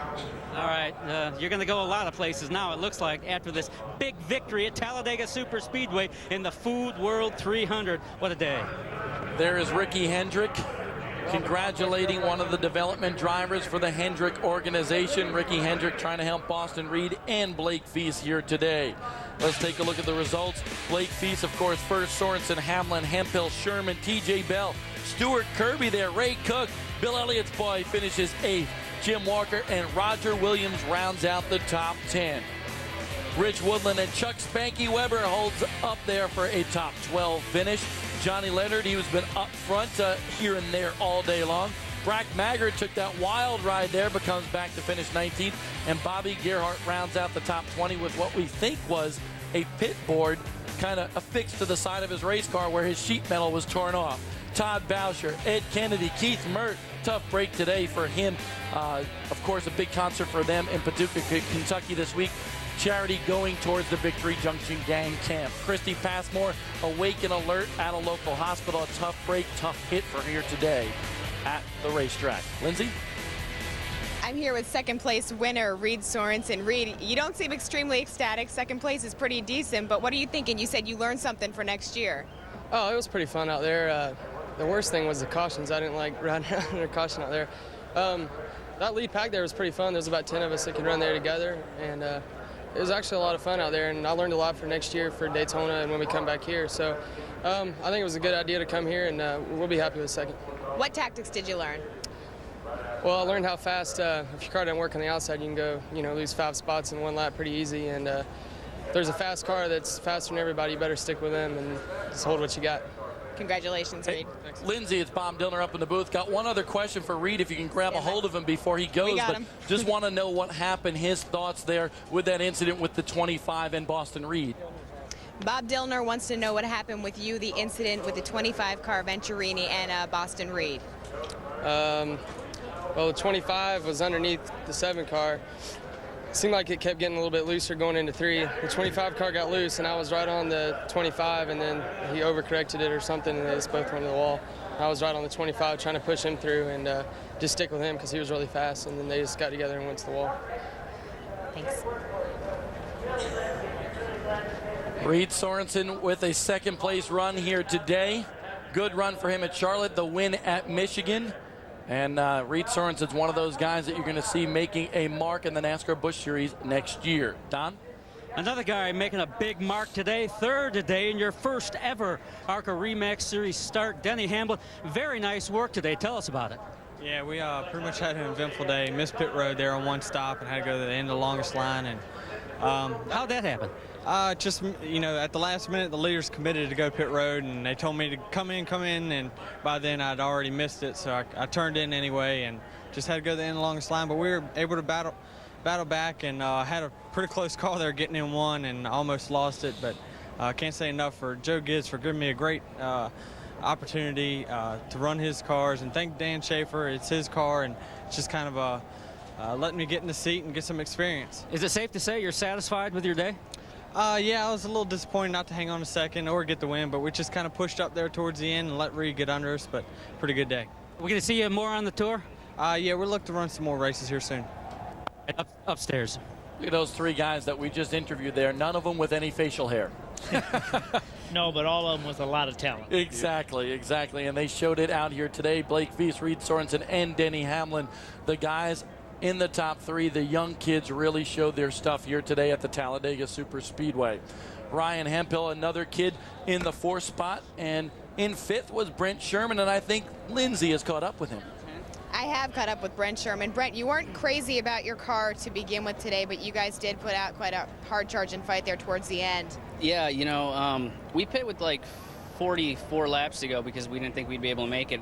The rest of the guys stayed out, and I knew I needed to work my butt off to get up to the front, and luckily I had some help from the 94. You know, a couple cars were good to us, and I just kind of towed along behind them. We weren't very good out by ourselves, but if I had some help, we were pretty decent, and I'm pretty happy that we came out here with the top five. We don't concentrate too terribly much on the Super Speedway program, but top five at Talladega with the equipment that we were up against out here today is pretty solid, and I think we stayed second in points, which was another one of our goals, and we may have even won the Bill France Triple Crown Award, which is also pretty cool. This has got to be a little sentimental for you because this is your last ARCA race, correct? I mean, possibly your don't cry.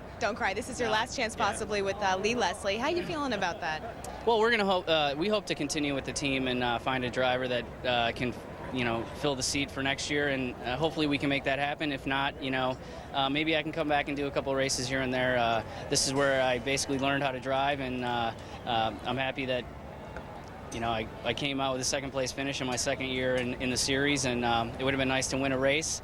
So maybe I'll have to come back and try to win a race. All right, Brent Sherman, thank you very much. They're going to celebrate tonight, have some sweet potato pie. We certainly want to see Brent Sherman back here in the ARCA REMAX Series because he's still got to go and get that win. Like this guy right here, his second win in ARCA. Congratulations to Blake Feast and the entire Hendrick organization.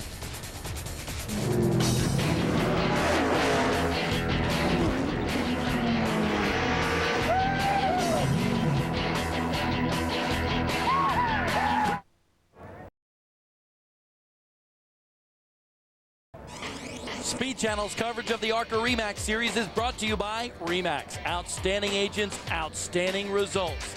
And by Gladiator Garage Works. Gladiator Garage Works, official garage of ARCA, is proud to announce that the Gladiator pit of the race belongs to Mark Gibson for being savvy enough to save his car on the racetrack and bring it down pit road when he had a cut right rear tire. Gladiator, it's time to rethink the garage. Wrapping up things here at Talladega Super Speedway in Alabama. A big win today for Blake Feast. You can see that CarQuest team for the Hendrick organization in victory lane right now. He is celebrating, but we got a lot to go here, including somebody that's standing by with Don Radebaugh. Yeah, and check out these crimson colors. That's an Alabama thing, but this is a Pennsylvania guy. Fourth today. I know you battled back from a lot of adversity. Tell us about your day. Ryan Hemphill, by the way. Nice job. Hey, you can't count out this Trim Spa Brown Racing team ever. Just the whole week, just battling adversity, battling. And we almost had it there if we would have had a little help from our teammate. You didn't get the help you were looking for? What's the dealio with that? You have to ask someone else. But it popped out of gear, and then we went way back. So it could have been a lot better, but it could have been a lot worse. It's just been a lot of fun this year working with this Trim Spa Braun Racing team. I got to thank Ernie Elliott for all his wonderful motors, and it's been a lot of fun here today and the whole year. Had it not popped out of gear, did you have enough for the front runners? Oh, absolutely. I believe we had the car beat today. Just took a little help from some certain people. Once you got it back in gear, would it stay, or did you have to hold it there? I held it just to make sure, but I'm sure it would stay. Rankin Transmissions always do awesome transmissions for us, so it must have been some kind of a fluke and just popped out. But the, you know, it could have been a lot worse, and to end up fourth here. And I learned a lot on another restrictor plate race for us. Was really special to me, and good finish for our team. Having made such a magnificent mark here in 2004 in the ARCA REMAX Series, 6 wins, do you have any idea where you're steering for 05? Can you shed some light on your plans? I'd love to be in a Busch car somewhere, you know. We got a couple really great offers, but being under contract with Chip Ganassi kind of limits what I can do. Hopefully he'll have something for me, or else I might just have to sit the year out. We'll have to wait and see. Well, if he doesn't have something for Ryan Hemphill, I'm certain Ryan Hemphill will have something for someone else. Gentlemen? That's true. We want to see him someplace in the NASCAR ranks certainly next year, because he's cut his teeth here in ARCA, certainly proved that he's worthy of a good NASCAR Busch Series ride. Billy Venturini, one of those caught up in that wicked wreck involving Reed Sorenson and Boston Reed, standing by with Lindsay Czarniak. Billy Venturini, I don't even have to ask you how frustrated you are. I can see it on your face. Oh, very disappointed. The Central Merchant Services Pontiac was awesome today. Lost a lap, made it up, come back to the front. Was probably at least, I don't know if we were going to win a race, but we weren't going to finish worse than second or third. And Reed's, he's an idiot. That kid has no business being out here. You know, he's a little kid, and he drives like a little kid. And Ganassi go waste his money on these stupid kids that have no business being out here with us professionals that are trying to make a living and pay mortgages and do all this stuff, and a rich kid comes in here and wrecks us and costs me $15,000 in point fund money. He's an idiot. No business. What can you do from here on out? I mean, what do you do now for next year? We lick our wounds, we come back and we race strong again. I mean, we'll get those cup teams out of here, and, you know, and their spoiled little brats out of here, and we're going to have a good sponsor on board with us next year, and we're going to be strong, and we're going to race our butt off like we do every week. We're good racers. That's what we do. Guys, upstairs. It's just funny, you know, you always see things different from where you're at. I know I want to race an ARCA race at Toledo this year when the young kid in front of me right at the end of the race spun out the leader, and that kid was Venturini, so it just always looks different where you're sitting. Exactly. These kids have a wealth of talent here, and Billy Venturini and Reed Sorenson will be back to battle another day. Don? With TJ Bell, who finished a stout 6th, and considering how your week started here, not so well. I know you had to put a motor in it. It sure turned out much better. Yeah, I mean, I can't thank the guys at Hendricks Motors and Collins Motorworks this year for everything they've done all year, and my boys working so hard.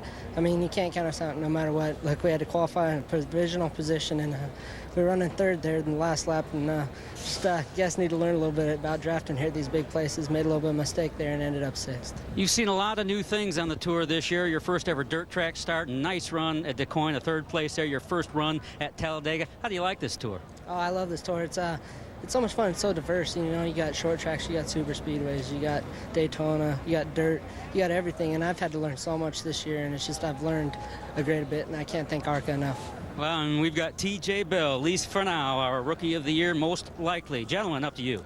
TJ Bell, another one of those kids that is certainly going to go someplace, because he came into here with virtually no stock car experience and impressed the heck out of just about everybody. Man, he did great here today. You know, either you're a hero or zero here on the super speedways. You make a move and it works and you're a hero. If you don't, you're a zero. But, you know, 6th place, great finish for him.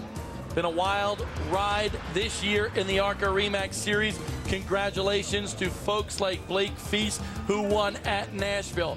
Frank Kimmel winning his 6th ARCA REMAX Series championship.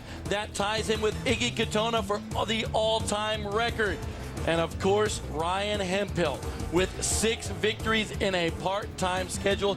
Guys, it's been a fascinating and impressive year. The ARCA competition, and every year it just gets tougher and tougher. Better and better. Great series. Hey, they got a great schedule next year. Added a couple racetracks to their venue. It just keeps getting stronger and stronger. Dan Partis, what's one thing that's going to stick out in your mind from this year? Probably meeting Bob Dillner. Oh, come on. You're killing me, dude. Salem was probably my highlight as far as races go. Great ARCA racer. Ken Schrader, I can tell you my highlight was, well, I don't know if it was a highlight. It was kind of a low light when you left me with about 20 laps to go at Daytona, all by myself in my first booth experience at the Daytona International Speedway. But what about you? Well, they were all highlights on the track, but I think Ryan Hempel really showed some promise. It's been an exciting year. Frank Kimmel, you got to congratulate that entire Advance Auto Parts team because they got it done again amongst a bunch of pressure, folks. We've had a great time here on Speed Channel. For Lindsey Zarniak and Don Radebaugh on pit road, Ray Dunlap has been part of our team as well this year. Dan Partis, Ken Schrader, a bunch of people that have helped us, including Bob Kramer, Jeff Manhart, Pete Richards, Steve Green, Wendy, Kim Novak, everybody that has been part of our team this year has made the ARCA REMAX Series special here on Speed Channel. Folks, we will see you next year with ARCA on Speed.